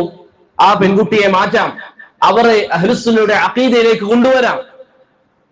ഹാഫിദ് ഇബ്നു കസീർ റഹിമഹുല്ലാഹ് പറയുന്നു, ഫഅബത്, ആ പെണ്ണ് വിവാഹത്തിന് ശേഷം അത് വിസമ്മതിച്ചു. പിന്നീട് സംഭവിച്ചത് എന്താണ്? ഫർതദ്ദ മഅഹു ഇലാ മദ്ഹബിഹാ. പിന്നീട് സംഭവിച്ചത് എന്താണെന്നാൽ ഇമ്രാൻ ഇബ്നു ഹത്താൻ ഖാരിജികൾക്ക് വേണ്ടി സംസാരിക്കുന്നവനായി മാറി. എത്രത്തോളം എന്ന് പറഞ്ഞാൽ അലി ഇബ്നു അബി ത്വാലിബ് റളിയല്ലാഹു അൻഹുവിനെ വധിച്ച അംർ ഇബ്നു മുൽജിമിനെ പുകഴ്ത്തിക്കൊണ്ട് കവിതകൾ വരെ ഈ ഇമ്രാൻ ഇബ്നു ഹത്താൻ രചിച്ചതായി നമുക്ക് കാണാൻ സാധിക്കും. ഹാഫിദ് അദ്ദഹബി സിയർ അലാമുൻ നുബലായിൽ കൊണ്ടുവന്നിട്ടുണ്ട് ഈ കവിതകൾ. നോക്കൂ നിങ്ങൾ, ഹദീസ് പണ്ഡിതൻ അദ്ദേഹം ഈ പറഞ്ഞിരിക്കുന്ന ഉദ്ദേശത്തിൽ, ഒരു വ്യക്തിയെ ഞാൻ ഹിദായത്തിലേക്ക് കൊണ്ടുവരണം എന്ന ഉദ്ദേശത്തിൽ അദ്ദേഹം ഇതാ ഒരു പെൺകുട്ടിയെ കല്യാണം കഴിക്കുന്നു. അവസാനം അദ്ദേഹം ളലാലത്തിന്റെ മാർഗത്തിലേക്ക് എത്തുന്നു. നബി സല്ലല്ലാഹു അലൈഹി വസല്ലം പറഞ്ഞു, അൽ ഖവാരിജു കിലാബു അഹ്ലിൻ നാർ, നരകത്തിലെ നായകളാണ് ഖവാരിജ് എന്ന് നബി സല്ലല്ലാഹു അലൈഹി വസല്ലം പറഞ്ഞ ആ രീതിയിലേക്ക് അവർ മാറുന്നു. അഹ്ലുസുന്നയുടെ ആലിമായ വ്യക്തി ഈ ഒരു അവസ്ഥയിലേക്ക് മാറുന്നു. വിഷയം എന്നുള്ളത് പ്രിയപ്പെട്ടവരെ ഏറെ ഗൗരവമുള്ള കാര്യമാണ്. അതുകൊണ്ട് ഇസ്തിഖാമത്ത് എന്നുള്ളത് വളരെ പ്രധാനപ്പെട്ട കാര്യമാണ്. ആരിൽ നിന്നും കേൾക്കാം, ആരുടെ അരികിലും പോകാം എന്നൊരു ചിന്ത ഒരു കാരണവശാലും നമ്മുടെ അരികിൽ ഉണ്ടാകാൻ പാടില്ല. അങ്ങനെ ഒരിക്കലും നമ്മൾ ചിന്തിക്കാൻ പാടില്ല. മറിച്ച് അഹ്ലുസുന്നയെ കേൾക്കുക, ഇസ്തിഖാമത്തിന്റെ വില നമ്മൾ മനസ്സിലാക്കുക, ബിദ്അത്തിന്റെ ആളുകളിൽ നിന്ന് നമ്മൾ മാറി നിൽക്കുക.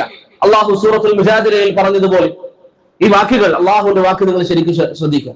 ലാ തജിദു ഖൗമൻ, നിങ്ങൾക്കൊരു വിഭാഗത്തെ കാണാൻ സാധ്യമല്ല, യുഅ്മിനൂന ബില്ലാഹി വൽ യൗമിൽ ആഖിർ, അള്ളാഹുവിലും അന്ത്യനാളിലും വിശ്വസിക്കുന്നവർ. നമ്മളെല്ലാവരും അങ്ങനെയല്ലേ? നമ്മൾ അള്ളാഹുവിൽ വിശ്വസിക്കുന്നു, അന്ത്യനാളിൽ വിശ്വസിക്കുന്നു. യുവാദൂൻ, അവർ സ്നേഹബന്ധം പുലർത്തുന്നവരാണ്. ആരോട്? മൻ ഹാദ്ദല്ലാഹ വറസൂല, അള്ളാഹുവിനോടും റസൂലിനോടും എതിരാകുന്നവരോട്. ബിദ്അത്തിന്റെ ആളുകൾ ചെയ്യുന്നത് എന്താ? ഞാൻ നേരത്തെ പറഞ്ഞതുപോലെ അള്ളാഹുവിന്റെ സിഫാത്തുകൾ ഉണ്ടെന്ന് പറയുമ്പോൾ ബിദ്അഇ വന്ന്, അശ്അരി വന്ന്, മാതുരീദി പറയുന്നു ഇല്ല, അങ്ങനെയൊന്നുമില്ല, അവൻ നിഷേധിക്കുന്നു. നബി സല്ലല്ലാഹു അലൈഹി വസല്ലം അല്ലാഹു നാലാകാശത്തേക്ക് ഇറങ്ങുമെന്ന് പറയുമ്പോൾ അതിനെ ബുദ്ധി കൊണ്ട് ദുർവ്യാഖ്യാനിക്കുന്നവർ, അവർ അള്ളാഹുവിനോടും റസൂലിനോടും എതിരാകുന്നവരാണ്. അങ്ങനെയുള്ളവരെ സ്നേഹിക്കുന്നതായി മുഅ്മിനിനെ ഖുർആനും സുന്നത്തും വിശ്വസിക്കുന്ന, അവസാന നാളിലും അള്ളാഹുവിലും വിശ്വസിക്കുന്നവരെ നിനക്ക് കാണാൻ പറ്റില്ല എന്ന് പരിശുദ്ധ ഖുർആനിൽ അള്ളാഹു പറയുന്നു. വലൗ കാനു ആബാഅഹും, അത് അവരുടെ പിതാക്കന്മാരാണെങ്കിലും, ഔ അബ്നാഅഹും മക്കളാണെങ്കിലും, ഔ ഇഖ്വാനഹും സഹോദരങ്ങളാണെങ്കിലും, ഔ അശീറതഹും കുടുംബക്കാരാണെങ്കിലും, അവരോടൊക്കെ സ്നേഹബന്ധം പുലർത്തുന്നതായി നിനക്ക് കാണാൻ പറ്റില്ല എന്ന് അള്ളാഹു സുബ്ഹാനഹു വ തആല പറഞ്ഞു.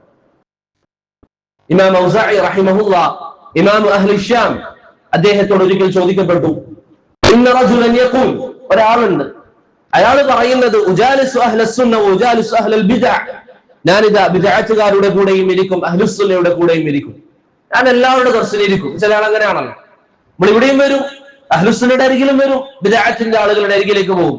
ഹദീസിനെ നിഷേധിക്കുന്നവരാണെങ്കിൽ അവരുടെ അരികിലും പോകും, അഖദിയ വിഷയങ്ങളിൽ പിഴവുകളുള്ളവരാണെങ്കിലും പോകും, അവിടെയും പോകും, ഇവിടെയും പോകും, എല്ലായിടത്തും പോകും. അങ്ങനെയുള്ള ആളുകൾ, അവരെ കുറിച്ച് താങ്കളുടെ അഭിപ്രായം എന്താണ്? ഇമാം ഔസാഇ റഹിമഹുല്ലാഹ് പറഞ്ഞു, ഹാദാ റജുലുൻ യുരീദു അൻ യുസാവി ബൈനൽ ഹഖ് വൽ ബാത്തിൽ, സത്യവും അസത്യവും കൂട്ടിക്കുഴയ്ക്കാൻ ശ്രമിക്കുന്നവനാണവൻ, രണ്ടും ഒരുപോലെയാണെന്ന് സമർത്ഥിക്കാൻ ശ്രമിക്കുന്നവനാണവൻ എന്ന് പറഞ്ഞുകൊണ്ട് ഔസാഇ റഹിമഹുല്ലാഹ് ആക്ഷേപിച്ചു. ഇബ്നു ബത്താഹ് റഹിമഹുല്ലാഹ് അതിനെ ശേഷം പറഞ്ഞതായി കാണാം, സദഖൽ ഔസാഇ, ഔസാഇ പറഞ്ഞത് എത്രയേറെ സത്യമാണ്. ചില ആളുകൾ ചിന്തിക്കും, ഇത് കുടുസായ ചിന്താഗതിയല്ലേ, ഇവിടെ മാത്രം കേട്ടാൽ മതി എന്ന് പറയുന്നത്. ഇതിന്റെ കാരണം എന്താ? ഇതിന്റെ കാരണം എന്താണ്? ഞാൻ പറഞ്ഞല്ലോ, എന്റെ ദർസ് കേൾക്കണം ഞാൻ പറയുന്നില്ല, നിങ്ങൾ എല്ലാവരും എന്റെ ദർസ് ഒഴിവാക്കിയാലും അതല്ല വിഷയം. നിങ്ങൾ ആരെ കേൾക്കുന്നു? അഹ്ലുസ്സുന്നയാണോ? നിങ്ങൾക്ക് കേൾക്കാം. അഹ്ലുസ്സുന്നയുടെ മൻഹജ്, ഞാൻ നേരത്തെ പറഞ്ഞതുപോലെ സഹാബത്തിന്റെ മാർഗം പിൻപറ്റുന്നവരാണ് നിങ്ങൾ കേൾക്കാം. ഏതാളാണ് സഹാബത്തിന്റെ മാർഗം പിൻപറ്റുന്നവർ, അവരെ നിങ്ങൾക്ക് കേൾക്കാം. അതിൽ നിന്ന് വ്യതിചലിച്ചവർ, പ്രിയപ്പെട്ടവരെ, അവരെ കേൾക്കുന്നത് നമുക്കറിയില്ല, ഹൃദയങ്ങൾ ദുർബലമായതുകൊണ്ട് എങ്ങനെയാണ് തെറ്റിപ്പോവുക എന്നുള്ളത്. അതുകൊണ്ട് തന്നെ അഹ്ലുസ്സുന്നയുടെ പണ്ഡിതന്മാർ, ഇമാം ഇബ്നു ബത്താഹ് റഹിമഹുള്ളയെ പോലുള്ളവർ, അവരുടെ ഗ്രന്ഥങ്ങളിൽ അധ്യായങ്ങൾ മാറ്റിവെച്ചതായി കാണാം. ഇബ്നു ബത്തയുടെ അൽ ഇബാനത്തുൽ കുബ്രയിൽ ഒരു അധ്യായമുണ്ട്, അതിന്റെ പേര് ബാബു തഹ്ദീരി മിൻ സുഹ്ബത്തി ഖൗമിൻ യുംറിദൂനൽ ഖുലൂബ് വയുഫ്സിദൂനൽ ഈമാൻ, ഹൃദയങ്ങളെ രോഗിയാക്കുന്ന, ഈമാനിനെ ഫസാദാക്കുന്ന ഒരു വിഭാഗം ജനങ്ങളുണ്ട്.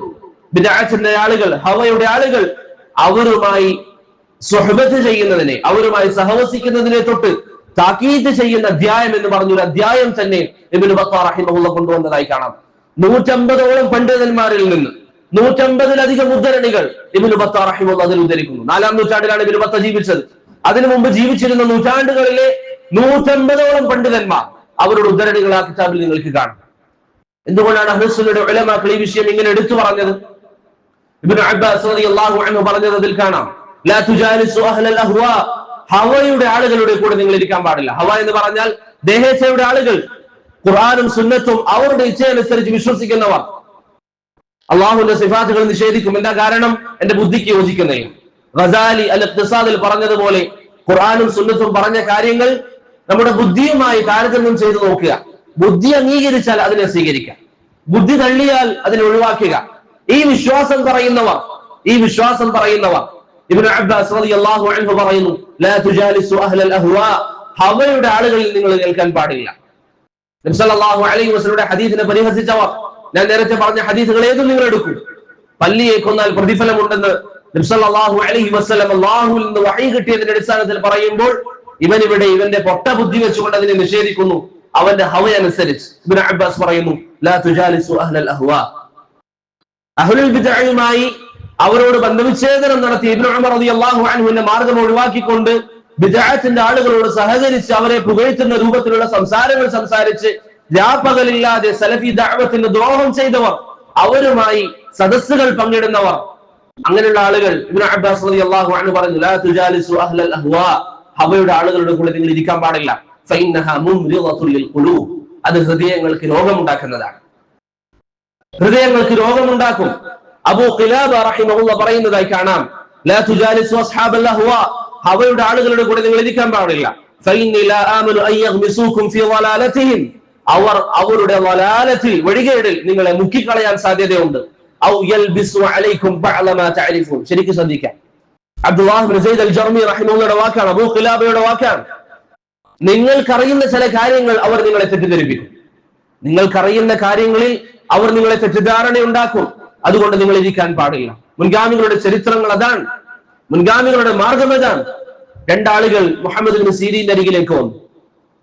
അദ്ദേഹത്തോട് പറഞ്ഞു, യാ അബാ ബക്രിൻ നുഹദ്ദിസുക ബിഹദീസ്, അബൂബക്കർ മുഹമ്മദ് ഇബ്നു സീരീനോട് പറയാണ്, ഞങ്ങൾ രണ്ട് കാര്യം അല്ലെങ്കിൽ ഞങ്ങൾ ഒരു കാര്യം താങ്കളോട് പറയാൻ ഉദ്ദേശിക്കുകയാണ്. അദ്ദേഹം പറഞ്ഞു, ലാ, അല്ലെങ്കിൽ ഹദീസ് പറയാൻ ഉദ്ദേശിക്കുകയാണ്. അദ്ദേഹം പറഞ്ഞു, എനിക്ക് നിങ്ങളിൽ നിന്ന് ഒരു ഹദീസും കേൾക്കേണ്ട ആവശ്യമില്ല. നോക്കൂ, നിങ്ങൾ ഇബ്നു സീരീന്റെ അരികിൽ വന്നിട്ട് നമ്മുടെ രണ്ട് അഭിപ്രായം പറയാമെന്നല്ല, നമ്മൾ എന്തെങ്കിലും താങ്കളോട് പറയാമെന്നല്ല, കുറച്ചൊന്ന് നമുക്ക് വെറുതെ സംസാരിച്ചിരിക്കാമെന്നല്ല. ഇബ്നു സീരീനോട് പറയാണ്, ഒരു ഹദീസ് ഞാൻ താങ്കൾക്ക് പറഞ്ഞു തരാം.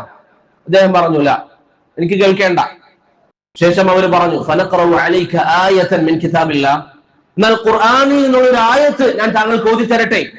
ഇബ്നു സീരീന്റെ അരികിൽ വന്ന് രണ്ടാളുകൾ ചോദിച്ചു. അദ്ദേഹം പറഞ്ഞു, ലാ, എനിക്ക് കേൾക്കേണ്ട. കാരണം എന്താ? അവർ ഹവയുടെ ആളുകളാണ്, അവർ ഹവയുടെ ആളുകളാണ്. ഒരു പക്ഷേ ഏതെങ്കിലും ആയത്ത് ഓതി എന്റെ മനസ്സിനെ ശുഭഹത്താക്കിയാൽ അവർ ഭയന്നു, കാരണം അവർക്ക് നരകശിക്ഷയെ ബോധ്യമുണ്ട്. നമ്മൾ ഇന്ന് എല്ലായിടത്തും പോയി കേൾക്കുന്നു, എല്ലായിടത്തും പോയി ഇരിക്കുന്നു, ഇതൊക്കെ നമുക്ക് മനസ്സിലാക്കാൻ കഴിവുണ്ട് എന്ന് സ്വന്തം കരുതുന്നു. പക്ഷേ എത്ര ആളുകളാണ് ഫിത്നയിൽ പെട്ടുപോകുന്നത്? ഞാൻ നേരത്തെ പറഞ്ഞ അബ്ദുല്ലാ ഖസീമി വലിയ പണ്ഡിതനാണ്, അദ്ദേഹത്തിന്റെ ഉദാഹരണം നമുക്ക് കാണാം. എത്രയെത്ര ആളുകൾ പ്രിയപ്പെട്ടവർ ഒരു സംസാരം കാരണത്താൽ വലാലത്തിലായവരുണ്ട്. ഇബ്നു സീരീൻ റഹിമഹുല്ലാഹ് പറഞ്ഞു, എനിക്ക് നിങ്ങളിൽ നിന്ന് ആയത്തും കേൾക്കേണ്ടതില്ല. ശേഷം പറഞ്ഞു, ലിതഖൂമാനി അന്നി, ഒന്നുകിൽ നിങ്ങൾ രണ്ടുപേരും പോവുക, ഔ ലഅഖൂമൻ, നിങ്ങൾ പോകാൻ ഉദ്ദേശിക്കുന്നെങ്കിൽ ഞാൻ എഴുന്നേറ്റ് പോകും എന്ന് ഇബ്നു സീരീൻ റഹിമഹുല്ലാഹ് അവരോട് പറഞ്ഞു. സല്ലാം ഇബ്നു അബി മുതിയ റഹിമഹുല്ലാഹ് പറയുന്നു, ഒരിക്കൽ ഹവയുടെ വിഭാഗത്തിൽപ്പെട്ട അസ്ഹാബുൽ അഹ്വായിൽപ്പെട്ട ഒരു വ്യക്തി അയ്യൂബ് അസ്സഖ്തിയാനി റഹിമഹുല്ലാഹയുടെ അരികിലേക്ക് വന്നു. ശേഷം പറഞ്ഞു, യാ അബാ ബക്രിൻ അസ്അലുക അൻ കലിമ, ഒരു വാക്കിനെ കുറിച്ച് താങ്കളോടൊന്ന് സംസാരിച്ചോട്ടെ. ഒരു വാക്കിനെ കുറിച്ച് അയ്യൂബ് അസ്സഖ്തിയാനി റഹിമഹുല്ലാഹ് അവരോട് സംസാരിച്ചില്ല. അദ്ദേഹം വിരലുകൊണ്ട് ആംഗ്യം കാണിച്ചുകൊണ്ട് പറഞ്ഞു, വലാ നിസ്ഫു കലിമ, ഒരു വാക്കല്ല, ഒരു പകുതി വാക്കിനെ കുറിച്ച് പോലും നിങ്ങൾ എന്നോട് സംസാരിക്കേണ്ടതില്ല. ഒരു പകുതി വാക്ക് പോലും നിങ്ങളോട് ഞാൻ സംസാരിക്കാൻ ആഗ്രഹിക്കുന്നില്ല എന്ന് ഇബ്നു സീരീൻ റഹിമഹുല്ലാഹ് പറഞ്ഞതായി കാണാം. മുസ്ലിം ഇബ്നു യസാർ റഹിമഹുല്ലാഹ് അദ്ദേഹം പറഞ്ഞതായി കാണാം, ലാ തുമക്കിൻ സാഹിബ ബിദ്അത്തിൻ മിൻ സമഇക ഫയസുബ്, ബിദ്അത്തിന്റെ ആളുകൾക്ക് നീ നിന്റെ ചെവി കൊടുക്കാൻ പാടില്ല. അവൻ അവന്റെ ഹവയുടെ ആശയങ്ങൾ, ബിദ്അത്തിന്റെ ആശയങ്ങൾ അവൻ നിന്റെ മനസ്സിലിടും. ഒരുപക്ഷെ നിങ്ങൾ ഒരു തബ്ലീഗിന്റെ അരികിലേക്ക് പോകും, അവന്റെ ആ സ്വഭാവം, അവന്റെ മറ്റു കാര്യങ്ങളൊക്കെ കണ്ട് നിങ്ങൾ വിചാരിക്കും, എത്ര നല്ല സ്വഭാവം, എത്ര നല്ല പെരുമാറ്റം. അവരോട് അവരുടെ അഖീദയിൽ നമ്മൾ സംസാരിച്ചാൽ അവര് കോപിക്കും, ചൂടാവും. മറ്റൊരു കാര്യം, അതല്ലെങ്കിൽ ബാഹ്യമായി കാണുന്ന ആളെന്താ പറയാ, എത്ര നല്ല സ്വഭാവമാണ്, എന്ത് നല്ല വസ്ത്രമാണ്, എന്ത് നല്ല രീതികളാണ്. പക്ഷെ അഖീദ എന്താണ്? മികച്ച അഖീദ, ഖുർആനിലും സുന്നത്തിലും ഇല്ലാത്ത വിശ്വാസങ്ങൾ. പ്രിയപ്പെട്ടവരെ, ഇത് നമ്മൾ പറയുന്നത് ആരോപണമല്ല. അവരുടെ ഗ്രന്ഥങ്ങളിൽ ഷമാഇം ഇംദാദിയ പോലുള്ള അവരുടെ കിതാബുകൾ നിങ്ങൾ എടുത്തു നോക്കൂ. ആ കിതാബുകൾ നിങ്ങൾ എടുത്തു നോക്കൂ. എത്രയെത്ര പേച്ചാശയങ്ങൾ, വഹ്ദത്തുൽ വുജൂദിന്റെ ആശയങ്ങൾ വരെ അവർ സ്ഥാപിച്ചിട്ടുണ്ട്. ഈ കാണുന്നതൊക്കെ അല്ലാഹുവാണ് എന്ന അഖീദ വരെ അവർ പിഴച്ച അഖീദ അവരുടെ ഗ്രന്ഥങ്ങളിൽ അവർ സ്ഥാപിച്ചതായി കാണാം. അവരിൽ ചിലർ അതിനെ എതിർത്തുവെങ്കിലും അവരുടെ ഔദ്യോഗിക കിതാബുകളിൽ, അവരുടെ പണ്ഡിതന്മാർ എഴുതിയ കിതാബുകളിൽ, അവരിന്നും ബഹുമാനിക്കുന്ന കിതാബുകളിൽ ഈ അഖീദ നമുക്ക് കാണാൻ സാധിക്കും. നമുക്ക് അവരോടുള്ള വിഷയം ദീനാണ്. നമുക്ക് അവരോടുള്ള വിഷയം ദീനാണ്. അതുകൊണ്ടാണ് മുസ്ലിം യസാറിനെ പോലുള്ളവർ പറഞ്ഞത് ബിദ്അത്തിന്റെ ആളുകൾക്ക് ചെവി കൊടുക്കാൻ പാടില്ല. ചില ആളുകളൊക്കെ സാധാരണക്കാരൻ, ചിലപ്പോൾ എന്തെങ്കിലും തെറ്റുകൾ ചെയ്യുന്നവരായിരിക്കും, ചിലപ്പോൾ എന്തെങ്കിലും ഹറാമുകളൊക്കെ ജീവിതത്തിൽ ചെയ്യുന്നവരായിരിക്കും. അവനിങ്ങനെ മസ്ജിദിലേക്ക് പോകുമ്പോൾ തബ്ലീഗ് ജമാഅത്തിന്റെ ആളുകൾ അവിടെ ഇരുന്ന് അവരുടെ കിതാബുകൾ വായിക്കാം. ആ കിതാബിൽ നിറച്ചും ഫവായിലുൽ ഹജ്ജൊക്കെ നിങ്ങൾ എടുത്തു നോക്കിയാൽ കെട്ടുകഥകളുടെ ഒരു ഘോഷയാത്രയാണ്. അങ്ങനെയുള്ള കിതാബൊക്കെ അവർ വായിക്കുന്നു. ഇത് കാണുന്ന ഒരു സാധാരണക്കാരൻ ചിലപ്പോൾ അവന് ഹറാമൊക്കെ ചെയ്യുന്നുണ്ടാവും. അവൻ കരുതും ഇത് കൊള്ളാലോ, നല്ല പരിപാടിയാണ്, ആ പൂസത്തേക്ക് പോകാം, വളരെ മാറ്റം ഉണ്ടാകും എന്നൊക്കെ പ്രതീക്ഷിച്ചുകൊണ്ട് ചില സാധുക്കൾ പോകും. പിന്നീട് അവർ തബ്ലീഗായിട്ട് തിരിച്ചു വരും. അതിനേക്കാളും നല്ലത് മോശപ്പെട്ട അവസ്ഥയിൽ ജീവിക്കുന്നതായിരുന്നു. കാരണം ബിദ്അത്ത് എന്നുള്ളത് പ്രിയപ്പെട്ടവരെ ഹറാമായ മറ്റു കാര്യങ്ങൾ ഈ പറഞ്ഞ വിഷയങ്ങളെക്കാളും ഗൗരവമുള്ളതാണ്. നമ്മളെപ്പോഴും ചിന്തിക്കേണ്ട ചിന്ത ശർഈയായിട്ട് നമ്മൾ ചിന്തിക്കാൻ വേണ്ടി ശ്രമിക്കുക. ശർഈയായ വിഷയങ്ങൾ. ഒരു ഉദാഹരണം ഞാൻ പറഞ്ഞുതരാം. നാളെ ഒരു വ്യക്തി കഅബാലയത്തിന്റെ അരികിൽ പോയി, മക്കയിൽ മസ്ജിദുൽ ഹറാമിൽ, ആ പ്രദേശത്ത്, പരിശുദ്ധമായ ആ പ്രദേശം ഹറമിൽ പോയിക്കൊണ്ട് ഒരു വ്യക്തി കഅബയുടെ മുന്നിൽ വെച്ച് സ്വന്തം ഉമ്മയെ വ്യഭിചരിച്ചു എന്ന് കരുതുക, അവിടെ വെച്ച് കള്ളു കുടിച്ചു എന്ന് കരുതുക, അവിടെയുള്ള 1-2 ആളുകളെ വധിച്ചു കളഞ്ഞു എന്ന് കരുതുക, അവിടെ വെച്ചുകൊണ്ട് ആളുകളുടെ സമ്പാദ്യങ്ങൾ അപഹരിച്ചു എന്ന് കരുതുക, അവിടെയൊക്കെ വൃത്തികേടാക്കി എന്ന് കരുതുക, അവിടെയൊക്കെ അവനെ കൊണ്ട് ചെയ്യാൻ സാധിക്കുന്ന സകല വൃത്തികേടുകളും അവിടെ ചെയ്തു എന്ന് കരുതുക. കഅബാലയത്തിന്റെ മുന്നിൽ വെച്ച് മദ്യപിക്കുന്നു, കള്ളു കുടിക്കുന്നു, അവിടെ ആളുകളുടെ സമ്പാദ്യങ്ങൾ പിടിച്ചെടുക്കുന്നു, അവിടെയുള്ള ആളുകളെ കൊല്ലുന്നു, സ്വന്തം ഉമ്മയെ വ്യഭിചരിക്കുന്നു കഅബാലയത്തിന്റെ മുന്നിൽ വെച്ച്. മറ്റൊരുവൻ ഇവിടെ ഇരുന്ന് AC റൂമിൽ മുഹീദ്ദീൻ ശൈഖ് എന്നെ കാത്തുരക്ഷിക്കണേ എന്ന് പറയുന്നു. അള്ളാഹുവിന്റെ ദീനിൽ ഗൗരവമുള്ളത് ഏതാ? അള്ളാഹുവിന്റെ ദീനിൽ ശിർക്കാണ് ഗൗരവമുള്ളത്. മറ്റുള്ള പ്രവർത്തനങ്ങൾ ഹറാമാണ്, നേരത്തെ ചെയ്ത കാര്യങ്ങൾ. അള്ളാഹുവിന്റെ ദീനിൽ എങ്ങനെയാണ്? പക്ഷെ ഞാൻ നേരത്തെ പറഞ്ഞതുപോലെ തിന്മകൾ കണ്ട് കണ്ട് കണ്ട് നമുക്ക് ഷിർക്കിനോടുള്ള ഗൗരവം കുറഞ്ഞു. അതുപോലെ ഈ ബിദ്അത്തുകാരൻ, ഞാൻ നേരത്തെ പറഞ്ഞ ഒരു സാധാരണക്കാരൻ 1-2 ഹറാമ് ചെയ്യുന്നുണ്ടാകും. പക്ഷേ തബ്ലീഗ് ജമാഅത്തിന്റെ കൂടെ പോയാൽ അവൻ ഈ ബിദ്അഈ ആശയത്തിലേക്ക്, അവർ സമസ്ത ചെയ്യുന്ന ഈ ഷിർക്കിനെ എതിർക്കുന്നത് നിങ്ങൾ കാണില്ല. കാരണം അവരും ഈ വിശ്വാസങ്ങൾ വിശ്വസിക്കുന്നവരാണ്, അവരും ഈ അഖീദ കൊണ്ട് നടക്കുന്നവരാണ്. അവരിത് എതിർക്കില്ല, അവരിതിനെ കുറിച്ച് പറയില്ല. അവരെ സംബന്ധിച്ചിടത്തോളം അവരിങ്ങനെ ബാഹ്യമായ ചില നല്ല കാര്യങ്ങളൊക്കെ കൊണ്ട് നടക്കും. നമ്മളിങ്ങനെ ഖുർആനും സുന്നത്തും വെച്ചുകൊണ്ട് ആളുകളെ എതിർത്താൽ അത് ആളുകൾക്കിടയിൽ ഭിന്നിപ്പുണ്ടാക്കലാണ് എന്ന് അവർ പറയും. ആളുകൾക്കിടയിൽ ഭിന്നിപ്പുണ്ടാക്കലാണ്. മുആദ് ഇബ്നു ജബലിനെ യമനിലേക്ക് അയക്കുമ്പോൾ നബി സല്ലല്ലാഹു അലൈഹി വസല്ലം പറഞ്ഞത് എന്താ? മുആദ് അവിടെ എത്തിക്കഴിഞ്ഞാൽ താങ്കൾ എന്ത് ചെയ്യണം? ലാ ഇലാഹ ഇല്ലല്ലാഹ് പ്രഖ്യാപിക്കണം. അത് ജനങ്ങൾക്ക് പറഞ്ഞു കൊടുക്കണം. ഇബാദത്ത് റബ്ബിന് മാത്രം, ഷിർക്കിന്റെ കെണികളിൽ നിന്ന് അവരെ രക്ഷപ്പെടുത്തണം. ഇതാണ് നബി സല്ലല്ലാഹു അലൈഹി വസല്ലമയുടെ വസിയ്യത്ത്. وما أرسلنا من قبلك من رسول إلا نوحي إليه أنه لا إله إلا أنا فاعبدون. പ്രവാചകരെ, താങ്കളെയും താങ്കൾക്ക് മുമ്പുള്ള പ്രവാചകരെയും നമ്മൾ അയച്ചിരിക്കുന്നത് എന്തിനാണ്? ലാ ഇലാഹ ഇല്ലല്ലാഹ് പ്രഖ്യാപിക്കാൻ. ജമാഅത്തെ ഇസ്ലാമിയുടെ ദഅവത്ത് നിങ്ങൾ നോക്കൂ, അവരെവിടെയാണ് തൗഹീദിന് പ്രാധാന്യം നൽകി സംസാരിക്കുന്നത് നിങ്ങൾ കണ്ടിട്ടുള്ളത്? ജമാഅത്തെ ഇസ്ലാമി തൗഹീദിന് എന്ത് പ്രാധാന്യമാണ് നൽകുന്നത്? അവരുടെ നേതാക്കന്മാരുടെ പിഴച്ച അഖീദ. കഴിഞ്ഞ ദിവസം ഇറാനിലെ ഷിഈ നേതാവ് അലി അൽ ഖാമീനി എന്ന് പറയുന്ന വ്യക്തി, ആ വ്യക്തി കൊല്ലപ്പെട്ട് ഏതാനും ദിവസങ്ങൾക്ക് ശേഷം, കഴിഞ്ഞ ദിവസങ്ങൾ അതിന്റെ പരിപാടികൾ നടക്കുമ്പോൾ അതിന് അനുശോചനം അറിയിക്കുക. ഫാത്തിമ ആയിഷ റളിയല്ലാഹു അൻഹ വ്യഭിചാരിയാണ് എന്ന് പറയുന്ന ആ വൃത്തികെട്ടവൻ, അവന് വേണ്ടി ഇവിടെ അനുശോചനം അറിയിക്കുക, അവരെ പുകഴ്ത്തിക്കൊണ്ട് സംസാരിക്കുക, അവർക്ക് വേണ്ടി ഇവിടെ ദിഫാ ചെയ്യുക, പ്രതിരോധം തീർക്കുക. എന്തിന്? എങ്ങനെയാണ് മുസ്ലിമിന് സാധിക്കുക? അവരിൽ നിന്നായതുകൊണ്ട് അത്ഭുതമില്ല. കാരണം അവരുടെ നേതാക്കന്മാർ ആ മാർഗം സ്വീകരിച്ചവരാണ്. സയ്യിദ് ഖുത്ബ് എന്താ പറഞ്ഞത്? മുആവിയ ഇബ്നു അബി സുഫിയാൻ, അബൂ സുഫിയാനെ കുറിച്ച് സയ്യിദ് ഖുത്ബ് പറഞ്ഞ വാക്കുകൾ അയാളുടെ മനസ്സിൽ ഈമാൻ പ്രവേശിച്ചിട്ടില്ല. ലാ ഇലാഹ ഇല്ലല്ലാഹ്. സഹാബി അബൂ സുഫിയാൻ, നബി സല്ലല്ലാഹു അലൈഹി വസല്ലമയുടെ ഭാര്യയുടെ പിതാവ്, അവരെ കുറിച്ച് പറയുന്നു അയാളുടെ മനസ്സിൽ ഈമാൻ പ്രവേശിച്ചിട്ടില്ല. മുആവിയ റളിയല്ലാഹു അൻഹുവിനെ കുറിച്ച് സയ്യിദ് ഖുത്ബ് പറഞ്ഞ വാക്കുകൾ, അംർ ഇബ്നുൽ ആസിനെ കുറിച്ച് സയ്യിദ് ഖുത്ബ് പറഞ്ഞ വാക്കുകൾ, എത്ര സഹാബത്തിനെ, ചില സഹാബികളെ കുറിച്ച് പറഞ്ഞു അവർ വഞ്ചനയുള്ളവരാണ്, കൈക്കൂലി വാങ്ങുന്നവരാണ്, ഉസ്മാൻ റളിയല്ലാഹു അൻഹുവിന്റെ ഘാതകരാണ്, ഉസ്മാനിനേക്കാളും ദീനുമായി ബന്ധമുള്ളവർ എന്ന് സയ്യിദ് ഖുത്ബ് പറഞ്ഞു. ഇതൊക്കെ പറഞ്ഞ ഒരു വിഭാഗം, അതിന്റെ നേതാക്കന്മാർ, അതിൽപ്പെട്ട ആളുകൾ ഇങ്ങനെ പറയുന്നതിൽ നമുക്ക് അത്ഭുതമില്ല. അതല്ല നമ്മുടെ വിഷയം. ഞാൻ പറഞ്ഞതിന് ഉദ്ദേശം പ്രിയപ്പെട്ടവരെ, അഹ്ലുസ്സുന്നയുടെ മൻഹജ് അത് നമ്മൾ മനസ്സിലാക്കി. മുസ്ലിം ഇബ്നു യസാർ പറഞ്ഞതുപോലെ ലാ തുമക്കിൻ സാഹിബ ബിദ്അ മിൻ സമഇക ഫയസുബ്. ബിദ്അത്തുകാരൻ അവന്റെ പിഴച്ച ആശയങ്ങൾ അത് കൊണ്ടിടാനുള്ള ഒരു വേദിയായി നിന്റെ ചെവിയെ നീ മാറ്റാൻ പാടില്ല. ശേഷം അദ്ദേഹം പറഞ്ഞു ഫീഹ മാ ലാ തഖ്ദിറു അൻ തുഖ്രിജഹു മിൻ ഖൽബി. കാരണം അവൻ പറയുന്ന ചില കാര്യങ്ങൾ നിനക്ക് നിന്റെ ഹൃദയത്തിൽ നിന്ന് പുറത്താക്കാൻ പറ്റണമെന്നില്ല, നിന്റെ ഹൃദയത്തിൽ നിന്ന് പുറത്തു തള്ളാൻ പറ്റണമെന്നില്ല. ഒരു പക്ഷേ ഘട്ടം ഘട്ടമായി നീ ഈ വിഷയങ്ങൾ കേട്ട് നിന്റെ ഹൃദയത്തിൽ അത് പിടിച്ചിരിക്കും, പിന്നെ നിന്റെ വലാലത്തിന്റെ മാർഗത്തിലേക്ക് അത് കൊണ്ടുപോകും. കേരളത്തിലുള്ള ഒരു വ്യക്തി, അഹ്ലുസുന്നയുടെ അഖീദയിൽ ഉണ്ടായിരുന്ന ഒരു വ്യക്തി, സലഫി ദഅവത്ത് മനസ്സിലാക്കിയ വ്യക്തി, ഇങ്ങനെ ബിദ്അത്തുകാരുടെ ചില സംസാരങ്ങളൊക്കെ കേൾക്കാൻ തുടങ്ങി. പിന്നീട് നിരീശ്വരവാദികളുടെ ചില സംസാരങ്ങൾ കേട്ടു തുടങ്ങി. അവസാനം നിരീശ്വരവാദിയായി സലഫിയായിരുന്ന ഒരു വ്യക്തി. എന്തുകൊണ്ടാണ് സംഭവിച്ചത്? നമ്മുടെ ഹൃദയം അത് ദുർബലമാണ്. നമ്മുടെ ഹൃദയം പ്രിയപ്പെട്ടവരെ ദുർബലമാണ്. അതിന്റെ ദുർബലത നമ്മൾ മനസ്സിലാക്കണം. അത് മനസ്സിലാക്കിക്കൊണ്ട് ജീവിക്കാൻ നമ്മൾ തയ്യാറാവുക. ഇനി ഇങ്ങനെ ഒരു വ്യക്തി പോയി കഴിഞ്ഞാൽ അതിനെ നഷ്ടാരിക്കാണ് നമുക്കാണ്, ആ വ്യക്തിക്കാണ്. അള്ളാഹുവിനെ സംബന്ധിച്ചിടത്തോളം നബി സല്ലല്ലാഹു അലൈഹി വസല്ലം പറഞ്ഞതുപോലെ നാളെ നമ്മളെല്ലാവരും ഒരുമിച്ച് കൂടിയിരുന്ന് തിന്മ ചെയ്യാൻ വേണ്ടി തീരുമാനിച്ചാലും റബ്ബിന് അവന്റെ ഖജനാവിൽ ഒന്നും കുറയാനില്ല, അള്ളാഹുവിനൊന്നും കൂടാനുമില്ല. അള്ളാഹുവിനെ സംബന്ധിച്ചിടത്തോളം നമ്മളാണ് അള്ളാഹുവിലേക്ക് ആവശ്യക്കാർ, നമ്മളാണ് പ്രിയപ്പെട്ടവരെ റബ്ബിലേക്ക് ആവശ്യക്കാർ. മരണമുണ്ടെന്ന് ഉറച്ചു വിശ്വസിക്കുന്ന, എന്തായാലും മരിക്കുമെന്നറിയുന്ന, മരിക്കാതിരിക്കുന്ന ഒരാൾ പോലും നമ്മുടെ കൂട്ടത്തിലില്ല. എല്ലാവർക്കും അറിയാം നമ്മൾ മരിക്കും. അതുകൊണ്ട് നമ്മൾ അള്ളാഹുവിലേക്ക് ആവശ്യക്കാരാണ്, അവന്റെ റഹ്മത്തിലേക്ക് നമ്മൾ ആവശ്യക്കാരാണ്. നമ്മൾ അള്ളാഹുവിന്റെ അബ്ദാണ്, നമ്മൾ അടിമയാണ്. സമ്മതിച്ചാലും വിസമ്മതിച്ചാലും നിന്നോട് നിന്റെ റബ്ബ് പറയുന്നത് എന്താണോ അത് അനുസരിക്കാനും നിന്റെ ഉത്തരവാദിത്വം. നിന്നെ അവൻ പഠിച്ചത് അവന്റെ അടിമയായിട്ടാണ്. നീ അടിമയാണ്, ഞാനും നിങ്ങൾ പ്രിയപ്പെട്ടവർ അടിമകളാണ്, റബ്ബിന്റെ അടിമകൾ. ആ വിശ്വാസം നമ്മുടെ മനസ്സിൽ ഊട്ടിയുറപ്പിക്കാൻ നമുക്ക് സാധിക്കണം.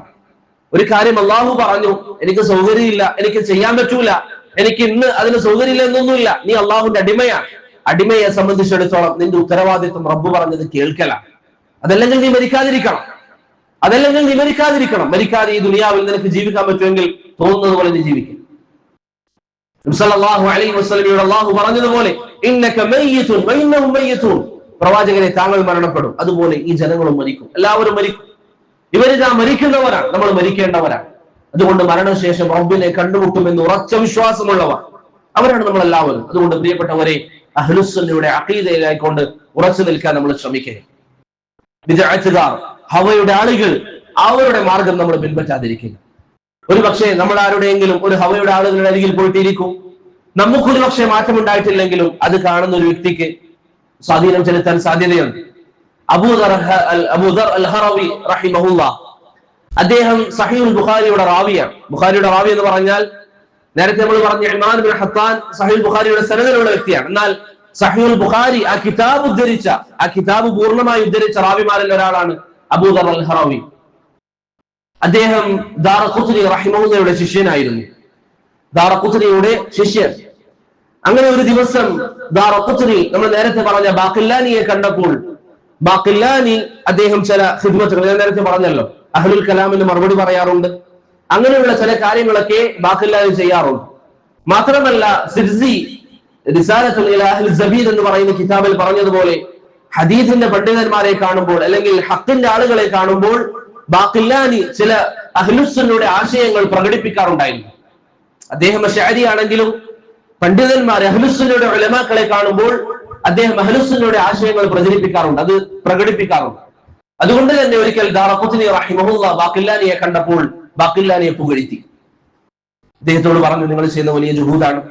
ചില ചരിത്ര ഗ്രന്ഥങ്ങളിൽ കാണാം അദ്ദേഹത്തിന് ഒരു ചുംബനം നൽകി, അദ്ദേഹത്തിന് ഒരു മുത്തം നൽകി. ഇതാര് കാണുന്നുണ്ട്? അബൂദർ അൽ ഹറവി റഹിമഹുല്ലാ കാണുന്നുണ്ട്. അബൂദർ അൽ ഹറവി അഹ്ലുസുന്നയിൽപ്പെട്ട വ്യക്തിയാണ്, അദ്ദേഹം അഹ്ലുസുന്നയുടെ അഖീദ സ്വീകരിച്ച വ്യക്തിയാണ്. പക്ഷേ ദാറഖുത്നി റഹിമഹുല്ലാ ബാഖില്ലാനിയെ പുകഴ്ത്തിയത് കണ്ടപ്പോൾ ഹറവി കരുതി അദ്ദേഹം അത്യാവശ്യം തിരക്കേടില്ലാത്ത വലിയ പണ്ഡിതനാണ്. കാരണം ബാഖില്ലാനി എന്ന് പറയുന്നത്, ദാറഖുത്നി എന്ന് പറയുന്നത് ഹാഫിദ് അസ്സഹബി ഒക്കെ ചില സാഹചര്യങ്ങളിൽ പറഞ്ഞതുപോലെ ലോകത്ത് ദാറഖുത്നിയെ പോലെ ഹിഫ്ളുള്ള ഒരു വ്യക്തി ചരിത്രത്തിൽ ഇന്ന് വരെ വന്നിട്ടില്ല എന്ന്, 7-ാം നൂറ്റാണ്ടിൽ അല്ലെങ്കിൽ 8-ാം നൂറ്റാണ്ടിൽ അല്ലെങ്കിൽ അതിനുശേഷം ദഹബി റഹിമഹുല്ലാ ഇത് പറയുമ്പോൾ അത്രയും വലിയ പണ്ഡിതൻ ദാറഖുത്നി റഹിമഹുല്ലാ ബാഖില്ലാനിയെ പുകഴ്ത്തിയിട്ടുണ്ടെങ്കിൽ അതെന്തെങ്കിലും കാര്യമുള്ള ഒരു വിഷയം കൊണ്ടായിരിക്കും എന്ന് ആര് മനസ്സിലാക്കി? അബൂദർ അൽ ഹറവി റഹിമഹുല്ലാ മനസ്സിലാക്കി. പിന്നീട് സംഭവിച്ചത് എന്താണ്? അബൂദർ അൽ ഹറവി ബാഖില്ലാനിയുടെ അരികിൽ പോയി പഠിക്കാൻ തുടങ്ങി. ബാഖില്ലാനി അശ്അരിയാണ്, ഈ അശ്അരി ചിന്താഗതി അബൂദർ അൽ ഹറവി മനസ്സിലാക്കുകയും അത് സ്വീകരിക്കുകയും ചെയ്തു. പിന്നീട് സംഭവിച്ചത് പ്രിയപ്പെട്ടവരെ, സഹീഹുൽ ബുഖാരിയുടെ റാവി ആയതുകൊണ്ട്, റാവി എന്ന് പറയാൻ മനസ്സിലായില്ല, അവിടെ ഉദ്ദേശം ബുഖാരി കിതാബ് ഉദ്ധരിച്ച പണ്ഡിതന്മാരിൽ ഒരാളാണ് അബൂദർ. അതുകൊണ്ട് പിന്നീട് ആളുകൾ പഠിക്കാൻ, സഹീഹുൽ ബുഖാരി പഠിക്കാൻ ആരുടെ അരികിലേക്ക് വരും? അബൂദർ അൽ ഹറവി റഹിമഹുള്ളയുടെ അരികിലേക്ക് വരും. ഈ വരുന്ന ആളുകൾക്ക് ബുഖാരി പഠിപ്പിക്കുന്നതിന് കൂടെ അശ്അരി അഖീദയും ഇദ്ദേഹം പഠിപ്പിച്ചു കൊടുത്തു. അശ്അരി അഖീദ പഠിപ്പിച്ചു കൊടുത്തു. ഒരാളിലല്ല, രണ്ടാളിലല്ല, മൂന്നാളിലല്ല. അൽ മഗ്രിബുൽ അറബി, മൊറോക്കോ പോലുള്ള രാജ്യങ്ങളിൽ അശ്അരി അഖീദ പ്രചരിക്കാനുള്ള പ്രധാന കാരണം ഈ വ്യക്തിയായിരുന്നു, അബൂദർ അൽ ഹറവി എന്ന് പറയുന്ന ഒരൊറ്റ വ്യക്തി. എന്താണ് അതിന് കാരണം? ദാറഖുത്നിയുടെ ഒരു ചുംബനം. ദാറഖുത്നി റഹിമഹുള്ള ബിദ്അഇയായ അശ്അരിയായ ബാഖില്ലാനിക്ക് നൽകിയ ഒരു ചുംബനം ഇത് കണ്ടപ്പോൾ അതിൽ ആകൃഷ്ടനായി അബൂദർ അൽ ഹറവി കരുതി ബാഖില്ലാനി വലിയ പണ്ഡിതനാണ്, അഹ്ലുസുന്നയുടെ അഖീദയുള്ള വ്യക്തിയാണ്. അതുകൊണ്ട് അദ്ദേഹത്തിന്റെ പിന്നാലെ പോയി ആ അഖീദ സ്വീകരിച്ചു. ഒരു നാട്ടിൽ മൊത്തം നബി സല്ലല്ലാഹു അലൈഹി വസല്ലം പഠിപ്പിച്ച ഹദീസുകൾക്കെതിരായി, ഖുർആനിനെതിരായി, സിഫാത്തുകൾ നിഷേധിക്കുന്നവരായി, അതിനെ ദുർവ്യാഖ്യാനിക്കുന്നവരായി ഒരു സമൂഹത്തെ, ഒരു നാട്ടുകാരെ മാറ്റാൻ ഒരു ചുംബനം കാരണമാണ്. ദാറഖുത്നി മഅദൂറാണ്, അദ്ദേഹത്തിന് ഒഴിവുണ്ട്. കാരണം സിർസി പറഞ്ഞതുപോലെ അഹ്ലുസുന്നയുടെ അരികിൽ വന്നാൽ ശരിയായ മാർഗം അല്ലെങ്കിൽ അഹ്ലുസുന്നയുടെ മൻഹജാണ് ബാഖില്ലാനി സ്വീകരിക്കുന്നത് എന്ന് ബാഖില്ലാനി കാണിക്കാറുണ്ടായിരുന്നു. അതുകൊണ്ട് നിങ്ങൾ നോക്കുക, ബിദ്അത്തുകാരെ ഒന്ന് പുകഴ്ത്തിയപ്പോൾ അതിന്റെ അസർ എന്തായിരുന്നു? ഒരു രാജ്യത്ത്, മൊറോക്കോ പോലുള്ള ഒരു രാജ്യത്ത് ബിദ്അത്തിന്റെ ആശയം പ്രചരിക്കാൻ അത് കാരണമായി. അതുകൊണ്ട് പ്രിയപ്പെട്ടവരെ, ആവർത്തിച്ചു പറയുന്നു, ബിദ്അത്തിന്റെ ആളുകൾ അവരുടെ മാർഗത്തിൽ നിന്ന് മാറി നിൽക്കുക, അവരുടെ മാർഗത്തിൽ നിന്ന് മാറി നിൽക്കുക. ഞാൻ നേരത്തെ പറഞ്ഞതുപോലെ ഞാൻ പറയുന്നത് കേൾക്കുക എന്നതല്ല, മറിച്ച് ഏത് വിഷയം വന്നാലും സഹാബത്തിന്റെ മാർഗത്തിലുണ്ടോ അത് നിങ്ങൾക്ക് എടുക്കാം, സഹാബത്തിന്റെ മാർഗത്തിലില്ലേ അത് നിങ്ങൾക്ക് എടുക്കാൻ പാടില്ല. ഇബ്നു തൈമിയ്യ റഹിമഹുല്ലാഹ് മജ്മൂഉൽ ഫതാവയിൽ പറഞ്ഞതുപോലെ ഈ ഉമ്മത്തിലെ ഏറ്റവും ശ്രേഷ്ഠ വ്യക്തിപരമായും ഒരു സമൂഹമായും അത് നബി സല്ലല്ലാഹു അലൈഹി വസല്ലമയുടെ സഹാബികളാണ് റളിയല്ലാഹു അൻഹു. പഴയകാല ഇജ്മാ ഉദ്ധരിക്കപ്പെട്ട വിഷയമാണ്. പ്രവാചകന്റെ സഹാബികളുടെ മാർഗം നിങ്ങൾ സ്വീകരിക്കും. ഒരാൾ വന്നിട്ട് പറയാണ് ഖുതുബിയ്യത്ത് നല്ലതാണ്, നമുക്ക് ചോദ്യം സഹാബികൾ ചെയ്തിട്ടുണ്ടോ? ഹദ്ദാദ് നല്ലതാണ്, ചോദ്യം സഹാബികൾ ചെയ്തിട്ടുണ്ടോ? ബിദ്അത്തുകാരുടെ കൂടെ സദസ്സുകൾ പങ്കിടാം, ചോദ്യം സഹാബികൾ ചെയ്തിട്ടുണ്ടോ? അന്ന് ബിദ്അത്തുകാരുണ്ട്, ഖവാരിജുകളുണ്ട്, ഖദരിയാക്കളുണ്ട്. സഹാബികൾ എന്ത് നിലപാട് സ്വീകരിച്ചു? അവർ ബന്ധം വിച്ഛേദിച്ചു. ഏതേത് വിഷയം വന്നാലും മുആവിയ റളിയല്ലാഹു അൻഹുവിനെ കുറ്റം പറയുന്നവരുണ്ട്. സഹാബികളുടെയും താബിഈങ്ങളുടെ നിലപാട് എന്താണ്? അബൂ തൗബത്ത് അൽ ഹലബി റഹിമഹുല്ലാഹ് പറഞ്ഞതുപോലെ മുആവിയ എന്നുള്ളത് സഹാബത്തിലേക്കുള്ള വാതിലാണ്. ആ വാതിൽ പൊളിച്ചു കഴിഞ്ഞാൽ ബാക്കിയുള്ള സഹാബികളിലേക്ക് കുറ്റം പറയുന്നത് എളുപ്പമായി തീരും. അതിൽ നമ്മൾ കണ്ടത് കഴിഞ്ഞ ദിവസം മരണപ്പെട്ട സൽമാൻ നദ്വി, തബ്ലീഗ് ജമാഅത്തിന്റെ ഒക്കെ നേതാവായിരുന്ന വ്യക്തി. ഈ സൽമാൻ നദ്വി ആദ്യം സംസാരിച്ചു കൊണ്ടിരുന്നത് എന്തായിരുന്നു? മുആവിയ റളിയല്ലാഹു അൻഹുവിനെ കുറിച്ച് സംസാരിച്ചു. മുആവിയ ഫിർഔനു ഹാദിഹിൽ ഉമ്മ എന്ന കെട്ടിച്ചമക്കപ്പെട്ട ഹദീസ് അത് സ്വീകാര്യമാണെന്ന് പറഞ്ഞു. പ്രവാചകൻ പറഞ്ഞതായി ആരോ കെട്ടിയുണ്ടാക്കിയ ഹദീസ് മുആവിയ റളിയല്ലാഹു അൻഹു ഉമ്മത്തിലെ ഫിർഔനാണെന്ന് പറഞ്ഞു. മുആവിയയിൽ നിന്ന് തുടങ്ങി താബിഈങ്ങൾ പറഞ്ഞതുപോലെ, തബഉ താബിഈങ്ങൾ പറഞ്ഞതുപോലെ സഹാബത്തിലേക്കുള്ള വാതിലാണ് മുആവിയ. മുആവിയ ആദ്യം കുറ്റം പറഞ്ഞു. പിന്നീട് സംഭവിച്ചത് എന്താ? സൽമാൻ നദ്വിയുടെ അവസാന സമയം എങ്ങനെയായിരുന്നു? സഹാബത്തിനെ ഒന്നടങ്കം ചീത്ത പറഞ്ഞു. അബൂബക്കറിനെ അടക്കമുള്ള സഹാബികൾ, അങ്ങനെയുള്ള പല സഹാബികളെയും അദ്ദേഹം ചീത്ത പറഞ്ഞു. അവസാനം കഴിഞ്ഞ ദിവസം മരിച്ചു. ഇനി അള്ളാഹുവിനെ കണ്ടുമുട്ടുമ്പോൾ സഹാബത്തിന്റെ മാർഗത്തിൽ നിന്ന് വ്യതിചലിച്ച് ഷിയാക്കളുടെ മാർഗം പേറി റബ്ബിനെ കണ്ടുമുട്ടുമ്പോൾ എന്ന് മറുപടിയാണ് ആ വ്യക്തിക്ക് പറയാനുള്ളത്. ഖുർആനിൽ അള്ളാഹു പറയുന്നു, ഫഇൻ ആമനൂ ബിമിസ്ലി മാ ആമൻതും ബിഹി ഫഖദ് ഇഹ്തദൂ. സഹാബത്തിന്റെ മാർഗത്തിൽ വിശ്വസിച്ചാൽ സന്മാർഗമാണ്. അതാണ് നമ്മുടെ മാർഗം. ഏത് വിഷയം ഒരുവൻ കൊണ്ടുവന്നാലും നമുക്ക് അവരോടുള്ള ചോദ്യം, മുൻഗാമികൾ എങ്ങനെയാണ് വിഷയത്തെ സമീപിച്ചത്? മുൻഗാമികൾ ഒരു കാര്യം പഠിപ്പിച്ചാൽ അങ്ങനെ അവിടെ നിൽക്കുക, അതിൽ അതിര് കൗശലം നമ്മൾ പോകണ്ട, അതിൽ കുറക്കാനും നമ്മൾ പോകണ്ട. അവരൊരു വിഷയം വിശാലമാക്കിയാൽ നമ്മൾ വിശാലാക്കുക, അഹ്ലുസുന്ന ഒരു വിഷയം കുടുസാക്കിയാൽ നമ്മൾ കുടുസായി മനസ്സിലാക്കുക. അഹ്ലുസുന്ന വിശാലമാക്കിയതിനെ കുടുസാക്കരുത്, കുടുസാക്കിയതിനെ വിശാലമാക്കാനും പാടില്ല. ഇതാണ് അഹ്ലുസുന്നയുടെ മൻഹജ്, സഹാബത്തിന്റെ മാർഗം. അതിലാണ് പ്രിയപ്പെട്ടവരെ നമുക്ക് വിജയിക്കാനുള്ള മാർഗം. ഇതാണ് എന്റെ സഹോദരങ്ങളോട് പറയാൻ ആഗ്രഹിച്ച ഒന്നാമത്തെ കാര്യം. മൻഹജിയായ വിഷയത്തിൽ ഉറപ്പുള്ളവരാവുക. അതിൽ ഞാൻ നേരത്തെ പറഞ്ഞതുപോലെ ഒരു അഴകുഴമ്പൻ നിലപാട് സ്വീകരിച്ച് എവിടെയും പോകാം, എവിടെയും കേൾക്കാം, എന്തും കേൾക്കാം എന്ന മാർഗത്തിലേക്ക് പോയാൽ അതിന്റെ നഷ്ടം നമുക്കാണ്. അതിന്റെ നഷ്ടം നമുക്ക് ഓരോരുത്തർക്കുമാണ്. അള്ളാഹുവിനെ കണ്ടുമുട്ടുമ്പോൾ എന്ത് മറുപടി നമ്മൾ പറയുമെന്ന് നമ്മൾ എപ്പോഴും ചിന്തിക്കും. നാളെ റബ്ബിന്റെ മുമ്പിൽ ഒരു ദിവസം നിൽക്കേണ്ടവരാണ്. അതിന് നമ്മെ സഹായിക്കുന്ന പ്രധാനപ്പെട്ട ഒരു ഘടകമാണ് നമ്മുടെ സാഹോദര്യം എന്ന് പറയുന്നത്. ഇവിടെ കൂടിയിരിക്കുന്ന ഇത്രയും അധികം സഹോദരങ്ങൾ, അൽഹംദുലില്ലാഹ്, നിങ്ങളെ കാണുമ്പോൾ വലിയ സന്തോഷമാണ്. ഇത്രയും അധികം ചെറുപ്പക്കാർ, അള്ളാഹുവിന്റെ മാർഗത്തിലുള്ളവർ, നിങ്ങൾ പരസ്പരം നിങ്ങളുടെ സഹോദര്യ ബന്ധം നല്ല ബന്ധമായി ഊട്ടി ഉറപ്പിക്കുക.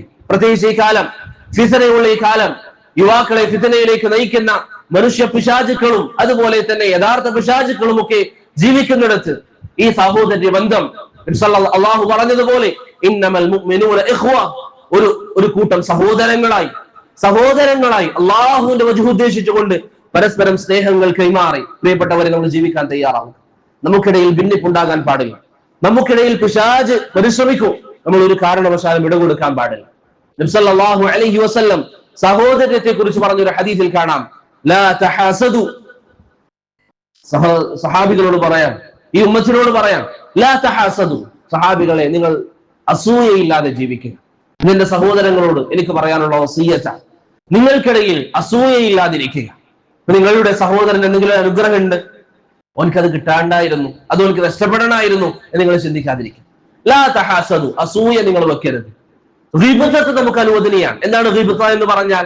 ഒരു സഹോദരൻ ഉള്ളത് എനിക്ക് ഉണ്ടായിരുന്നെങ്കിൽ എന്ന് ആഗ്രഹിക്കാം. അതല്ലെങ്കിൽ അവന് ലഭിച്ചത് അവന് വേണ്ടായിരുന്നു, അത് അവനൊന്ന് നഷ്ടപ്പെടണമായിരുന്നു നമ്മൾ പറയരുത്. അള്ളാഹുവിന്റെ ഖളാ ഖദറിനെതിരെയുള്ള സംസാരമാണ്. അവൻ അത് നൽകിയത് റബ്ബാണ്. നിനക്കത് വേണോ? നിനക്ക് റബ്ബിനോട് ചോദിക്കാം. അള്ളാഹുവിലേക്ക് നിനക്ക് കരങ്ങൾ ഉയർത്താം. ഗീബത്ത് നിനക്ക് അനുവദനീയാണ്, അവനുള്ളതുപോലെ എനിക്ക് വേണം. ദീനിന്റെ വിഷയത്തിലാണെങ്കിൽ ഗീബത്ത് പ്രോത്സാഹിപ്പിക്കപ്പെട്ടതാണ്. നബി സല്ലല്ലാഹു അലൈഹി വസല്ലം പറഞ്ഞതുപോലെ ലാ ഹസദ ഇല്ലാ ഫി ഇസ്നതൈൻ, രണ്ട് കാര്യങ്ങളിലാണ് ഗീബത്ത് അല്ലെങ്കിൽ അസൂയ, ഹസദ് അനുവദിക്കപ്പെടുക. ഏതൊക്കെയാണ്? ഒന്ന്, ഒരു വ്യക്തി ഖുർആൻ പഠിച്ചു, രാവിലെയും വൈകുന്നേരം ഒക്കെ ആള് ഖുർആൻ ഓതാണ്. ഇത് കണ്ട് ഒരു വ്യക്തി പറയാണ് എനിക്കും അതുപോലെ ഉണ്ടായിരുന്നെങ്കിൽ. അല്ലെങ്കിൽ ഒരു വ്യക്തിക്ക് സമ്പാദ്യമുണ്ട്, അയാൾ നന്നായിട്ട് അള്ളാഹുവിന്റെ മാർഗത്തിൽ ചെലവഴിക്കുന്നു, ഇത് കണ്ട വ്യക്തി പറയാണ് എനിക്കും അങ്ങനെ ഉണ്ടായിരുന്നെങ്കിൽ. ഇത് അനുവദനീയാണ്, ഇത് പ്രോത്സാഹിപ്പിക്കപ്പെട്ടതാണ്, ഇത് നമുക്ക് പറ്റും. പക്ഷേ പരസ്പരം ഒരു കാരണവശാലും പ്രിയപ്പെട്ടവരെ അസൂയയില്ലാതിരിക്കുക. ശേഷം നബി സല്ലല്ലാഹു അലൈഹി വസല്ലം പറയുന്നു, വലാ തനാജശു, നിങ്ങൾ ആരും നജിസ് ചെയ്യാൻ പാടില്ല. എന്താണ് നജിസ് എന്ന് പറഞ്ഞാൽ? നമുക്ക് ഒരുപക്ഷെ കച്ചവടത്തിലൊക്കെ ഉപകരിക്കുന്ന കാര്യമാണ്. നബി സല്ലല്ലാഹു അലൈഹി വസല്ലം പറഞ്ഞു, ഒരു വ്യക്തി സാധനം വാങ്ങാൻ ഇരിക്കുമ്പോ മറ്റൊരാൾ പോയിട്ട് ആ സാധനത്തിന് വില കയറ്റി പറയാം, ആ സാധനത്തിന് വില ഉയർത്തി പറയാം. ഒരു പക്ഷേ കച്ചവടക്കാരന്റെ ഭാഗത്തു നിന്നുള്ള ആളായിരിക്കാം, അതല്ലെങ്കിൽ പുറമേ നിന്നുള്ള ഒരു വ്യക്തി. ഇപ്പൊ ഒരാൾ ഷോപ്പിൽ പോയി ഒരു സാധനം വാങ്ങിക്കുമ്പോ മറ്റൊരാൾ വന്നിട്ട് ആ ഷോപ്പുകാരനോട് പറയണം ഞാൻ ഒന്നും കൂടി പൈസ കൂട്ടിത്തരാം എന്ന് പറഞ്ഞ് ഒരു സഹോദരന്റെ മനസ്സിനെ പ്രയാസപ്പെടുത്തുന്ന കാര്യം നിങ്ങൾ ചെയ്യാൻ പാടില്ല. ലാ തനാജശു എന്ന് റസൂലുള്ളാഹി സ്വല്ലല്ലാഹു അലൈഹി വസല്ലം. ഇയാൾക്കിത് വാങ്ങാനല്ല, ഇയാളുടെ ഉദ്ദേശം എന്താണ്? ഇങ്ങനെ സാധനം അതിന്റെ വില കയറ്റി പറഞ്ഞാൽ മറ്റുള്ളവര് പ്രയാസാവും, അപ്പോൾ അതിനേക്കാളും വില കൊടുക്കേണ്ടി വരും. ചിലപ്പോൾ കച്ചവടക്കാരനെ തയ്യാറാക്കും. അവരെന്ത് പറയും? ഇന്നാള് സാധനം വാങ്ങിക്കാൻ വേണ്ടി വന്ന നീ വന്നിട്ട് പറയാ അതിനേക്കാളും വില ഞാൻ തരാം. അയാൾക്കത് വാങ്ങാനുള്ള ഉദ്ദേശമില്ല. ഇയാളുടെ ഉദ്ദേശം എന്താണ്? ആദ്യം വന്ന് വില പറഞ്ഞ സഹോദരന് ഒരു നഷ്ടം ഉണ്ടാക്കുക, അയാൾ ഒന്നുകൂടി വില കൊടുത്തു വാങ്ങും. നബി സല്ലല്ലാഹു അലൈഹി വസല്ലം പറഞ്ഞു, ലാ തനാജശു, നിങ്ങൾക്കിടയിൽ നജിസ് പാടില്ല. വലാ തബാഗദു, നിങ്ങൾക്കിടയിൽ പരസ്പരം വെറുപ്പുണ്ടാകാൻ പാടില്ല. നിങ്ങൾ മനസ്സിൽ വെറുപ്പ് കൊണ്ട് അടയ്ക്കരുത്. നിങ്ങളോട് ആരെങ്കിലും എന്തെങ്കിലും ശത്രുത ചെയ്തിട്ടുണ്ടാകാം, നിങ്ങൾ ആരെങ്കിലും വെറുപ്പിച്ചിട്ടുണ്ടാകാം. നബി സല്ലല്ലാഹു അലൈഹി വസല്ലം പറയുന്നു, ലാ തബാഗദു, നിങ്ങൾ പരസ്പരം വെറുപ്പില്ലാതിരിക്കുക, സ്നേഹത്തോടെ ജീവിക്കുക, പരസ്പരം ബന്ധങ്ങൾ പൂർത്തീകരിച്ചു നല്ല ബന്ധത്തോടെ നിങ്ങൾ ജീവിക്കുക. വലാ തദാബറു, നിങ്ങൾ പരസ്പരം ബന്ധവിച്ഛേദനം നടത്താൻ പാടില്ല. ഒരാൾ മറ്റൊരാളെ കാണുമ്പോൾ മുഖം തിരിഞ്ഞ് നടക്കുന്ന അവസ്ഥ ഉണ്ടാവരുത്. ദീനിയ വിഷയത്തിൽ പറ്റും. ഒരു വ്യക്തി അള്ളാഹുവിനോടുള്ള ബാധ്യതയിൽ കുറവ് വരുത്തി അയാളോട് നമ്മൾ ബന്ധം വിച്ഛേദിച്ചാൽ അയാൾ നന്നാകാൻ സാധ്യതയുണ്ട്, അല്ലെങ്കിൽ അയാളുടെ കൂടെ സഹവസിച്ചാൽ നമുക്ക് ആ ഷർറ് വരാൻ സാധ്യതയുണ്ടെങ്കിൽ ബന്ധം വിച്ഛേദിക്കാം. അതല്ലെങ്കിൽ ബന്ധവിച്ഛേദനം പാടില്ല. ദുനിയവിയായ വിഷയങ്ങളിൽ ബന്ധവിച്ഛേദനം നിങ്ങൾ നടത്തരുത്. വലാ തദാബറു എന്ന് നബി സല്ലല്ലാഹു അലൈഹി വസല്ലം പറഞ്ഞു. ശേഷം അവിടുന്ന് പറഞ്ഞു, വലാ യബിഅ ബഅദുകും അലാ ബൈഇ ബഅദ്, നിങ്ങളിൽ ഒരാൾ നടത്തിയിരിക്കുന്ന കച്ചവടത്തിന് മുകളിൽ മറ്റൊരു കച്ചവടം നടത്താതിരിക്കുക. ഈ ഹദീസൊക്കെ പറഞ്ഞതിന് ഉദ്ദേശം എന്താണ്? നിങ്ങൾക്കിടയിൽ വെറുപ്പുണ്ടാകരുത്. ഒരാളുടെ കച്ചവടത്തിന് മുകളിലുള്ള കച്ചവടം എന്ന് പറഞ്ഞാൽ, ഞാനൊരു ഷോപ്പിൽ പോയി സാധനം വാങ്ങി, എനിക്ക് അയാൾ ഒരു 100 രൂപക്ക് സാധനം തന്നു. ആ സാധനം വാങ്ങി ഞാൻ വരുമ്പോ എന്നോട് വേറെ വ്യക്തി വന്നിട്ട് പറയാണ് അവിടുന്ന് സാധനം വാങ്ങിയാണ്, ഞാൻ നിനക്ക് ഒരു 90 രൂപയ്ക്ക് തരുമായിരുന്നു, അല്ലെങ്കിൽ 100 രൂപയ്ക്ക് ഇതിനേക്കാളും ക്വാളിറ്റിയുള്ള സാധനം ഞാൻ തരുമായിരുന്നു എന്ന് നിങ്ങൾ പറയാൻ പാടില്ല. കാരണം എന്താ? ഈ സാധനം വാങ്ങിച്ച വ്യക്തിക്ക് ആ കടക്കാരനോട് ദേഷ്യം ഉണ്ടാവും, അയാളോട് വെറുപ്പ് വരും. നോക്കൂ, പ്രവാചകന്റെ അധ്യാപനങ്ങൾ എത്ര സുന്ദരമാണ്. സല്ലല്ലാഹു അലൈഹി വസല്ലം എത്ര സുന്ദരമായിരുന്നു. നിങ്ങൾ ആരും പരസ്പരം വിദ്വേഷമില്ലാതെ നടക്കുക. ശേഷം അവിടുന്ന് പറഞ്ഞു, വഖൂനു ഇബാദല്ലാഹി ഇഖ്വാന, അല്ലാഹുവിന്റെ അടിമകളെ നിങ്ങൾ പരസ്പരം സഹോദര്യത്തോടെ നിങ്ങൾ ജീവിക്കുക. അൽ മുസ്ലിമു അഖുൽ മുസ്ലിം, ഒരു മുസ്ലിം മറ്റൊരു മുസ്ലിമിന്റെ സഹോദരനാണ്. ലാ യദ്ലിമു വലാ യഖ്ദുലു വലാ യഹ്ഖിറു, പരസ്പരം നിസാരവൽക്കരിക്കാതെ, പരസ്പരം കുറവാക്കാതെ, പരസ്പരം ദ്രോഹം ചെയ്യാതെ നിങ്ങൾ ജീവിക്കാൻ ശ്രമിക്കുക എന്ന് റസൂലുള്ളാഹി സ്വല്ലല്ലാഹു അലൈഹി വസല്ലം പറഞ്ഞു. ഇങ്ങനെ പ്രിയപ്പെട്ടവരെ നമുക്ക് ജീവിക്കാൻ സാധിക്കണം. പരസ്പരം സ്നേഹിച്ച്, പരസ്പരം സഹോദര്യ ബന്ധം കാത്തു സൂക്ഷിച്ച് അള്ളാഹു പറഞ്ഞതുപോലെ യാ അയ്യുഹല്ലദീന ആമനു ഔഫു ബിൽ ഉഖൂദ്, സഹോദരങ്ങളെ, മുഅ്മിനീങ്ങളെ, നിങ്ങൾ അള്ളാഹുവിനോടുള്ള നിങ്ങൾ കരാറുകൾ പാലിക്കുക, അത് പൂർത്തീകരിക്കുക. സഅദി റഹിമഹുല്ലാഹ് അതിനെ വിശദീകരിച്ചതായി കാണാൻ സാധിക്കും. മുസ്ലിമീങ്ങൾക്കിടയിലുള്ള കരാറുകൾ, സഹോദരങ്ങൾക്കിടയിലുള്ള കരാറുകൾ ഇത് നമ്മൾ പാലിക്കുക. പരസ്പരം നമ്മൾ സ്നേഹിക്കുക, പരസ്പരം നല്ല ബന്ധങ്ങൾ പ്രിയപ്പെട്ടവരെ നമ്മൾ പാലിക്കാൻ തയ്യാറാവുക. പരസ്പരം സഹോദര്യ ബന്ധം ഉണ്ടാക്കി കഴിഞ്ഞാൽ അതിനിടയിൽ ഒരാൾ വന്ന് വിള്ളൽ ഉണ്ടാക്കാതിരിക്കാൻ നമ്മൾ ശ്രമിക്കുക. രണ്ട് സഹാബികൾക്കിടയിൽ ഒരിക്കൽ പ്രശ്നമുണ്ടായി. മൂന്നാമതൊരു വ്യക്തി വന്ന് ഇതിൽ ഒരാളോട് മറ്റൊരാളെ കുറിച്ച് കുറ്റം പറഞ്ഞപ്പോൾ ആ വ്യക്തി തിരിച്ചു പറഞ്ഞു, നിങ്ങൾ പറഞ്ഞത് ശരിയാണ്, നമുക്കിടയിൽ പ്രശ്നമുണ്ട്, പക്ഷേ ദീനിനെ ബാധിക്കുന്ന പ്രശ്നമല്ല, അതുകൊണ്ട് നമുക്കിടയിൽ നിങ്ങൾ ഫിത്ന ഉണ്ടാക്കാൻ വരരുത് എന്ന് പറഞ്ഞു. ഇതായിരുന്നു സഹാബത്തിന്റെ നിലപാട്. പരസ്പരം നമ്മൾ സ്നേഹിക്കുക. അള്ളാഹുവിന്റെ മാർഗത്തിൽ സഹോദരിമാരാണെങ്കിൽ അവർ തമ്മിൽ, സഹോദരന്മാരാണെങ്കിൽ അവർ തമ്മിൽ നല്ല ബന്ധമുണ്ടാക്കാൻ പ്രിയപ്പെട്ടവരെ നമുക്ക് സാധിക്കണം. നമ്മുടെ ഈ കൂട്ടായ്മ, നമ്മുടെ ഈ ഹക്കിന് വേണ്ടിയുള്ള ഒരുമിച്ച് കൂടൽ, അതിനെ തകർക്കാൻ പിശാച് ശ്രമിച്ചുകൊണ്ടേയിരിക്കും. നബി സല്ലല്ലാഹു അലൈഹി വസല്ലം പറഞ്ഞതായി അബ്ദുല്ലാഹ് ഇബ്നു അംറിന്റെ ഹദീസിൽ കാണാം, ഖൈറുൽ അസ്ഹാബി ഇൻദല്ലാഹ്, അള്ളാഹുവിന്റെ അരികിൽ ഏറ്റവും നല്ല കൂട്ടുകാരാരാണ്? ഏറ്റവും നല്ല കൂട്ടുകാർ ആരാണ്? ഖൈറുഹും ലിസാഹിബി, തന്റെ കൂട്ടുകാരനോട് ഏറ്റവും നല്ല നിലയിൽ വർത്തിക്കുന്നവൻ റബ്ബിന്റെ അരികിൽ അവന്റെ സ്ഥാനം ഉന്നതമായിരിക്കുമെന്ന് നബി സല്ലല്ലാഹു അലൈഹി വസല്ലം പറഞ്ഞതായി ഇമാം തിർമിദി ഉദ്ധരിച്ച ഹദീസിൽ കാണാം. ഇബ്നു ഹജർ അദ്ദേഹത്തിന്റെ അൽ അമാലിൽ മുത്ലഖയിൽ ഈ ഹദീസ് സ്വീകാര്യമാണെന്ന് പറഞ്ഞിട്ടുണ്ട്. അള്ളാഹുവിന്റെ അരികിൽ നമ്മുടെ സ്ഥാനം ഉയരണമെങ്കിൽ, നാളെ റബ്ബിനെ കണ്ടുമുട്ടുമ്പോൾ നമ്മുടെ സ്ഥാനം ഉന്നതമാകണമെങ്കിൽ, നമുക്ക് ഇന്ന് കൂടെയുള്ള നമ്മുടെ ഈ കൂട്ടുകാരെ സ്നേഹിച്ചാൽ, നമ്മുടെ കൂടെയുള്ളവരെ നമ്മൾ ഇഷ്ടപ്പെട്ടാൽ പ്രിയപ്പെട്ടവരെ നമുക്ക് ലഭിക്കുന്ന അനുഗ്രഹം എത്ര വലുതാണ്.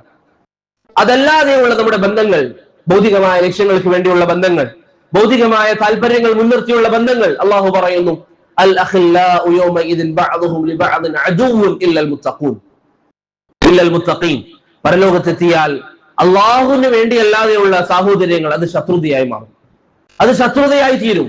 അള്ളാഹുവിന് വേണ്ടി അല്ലാതെയുള്ള സൗഹൃദങ്ങൾ.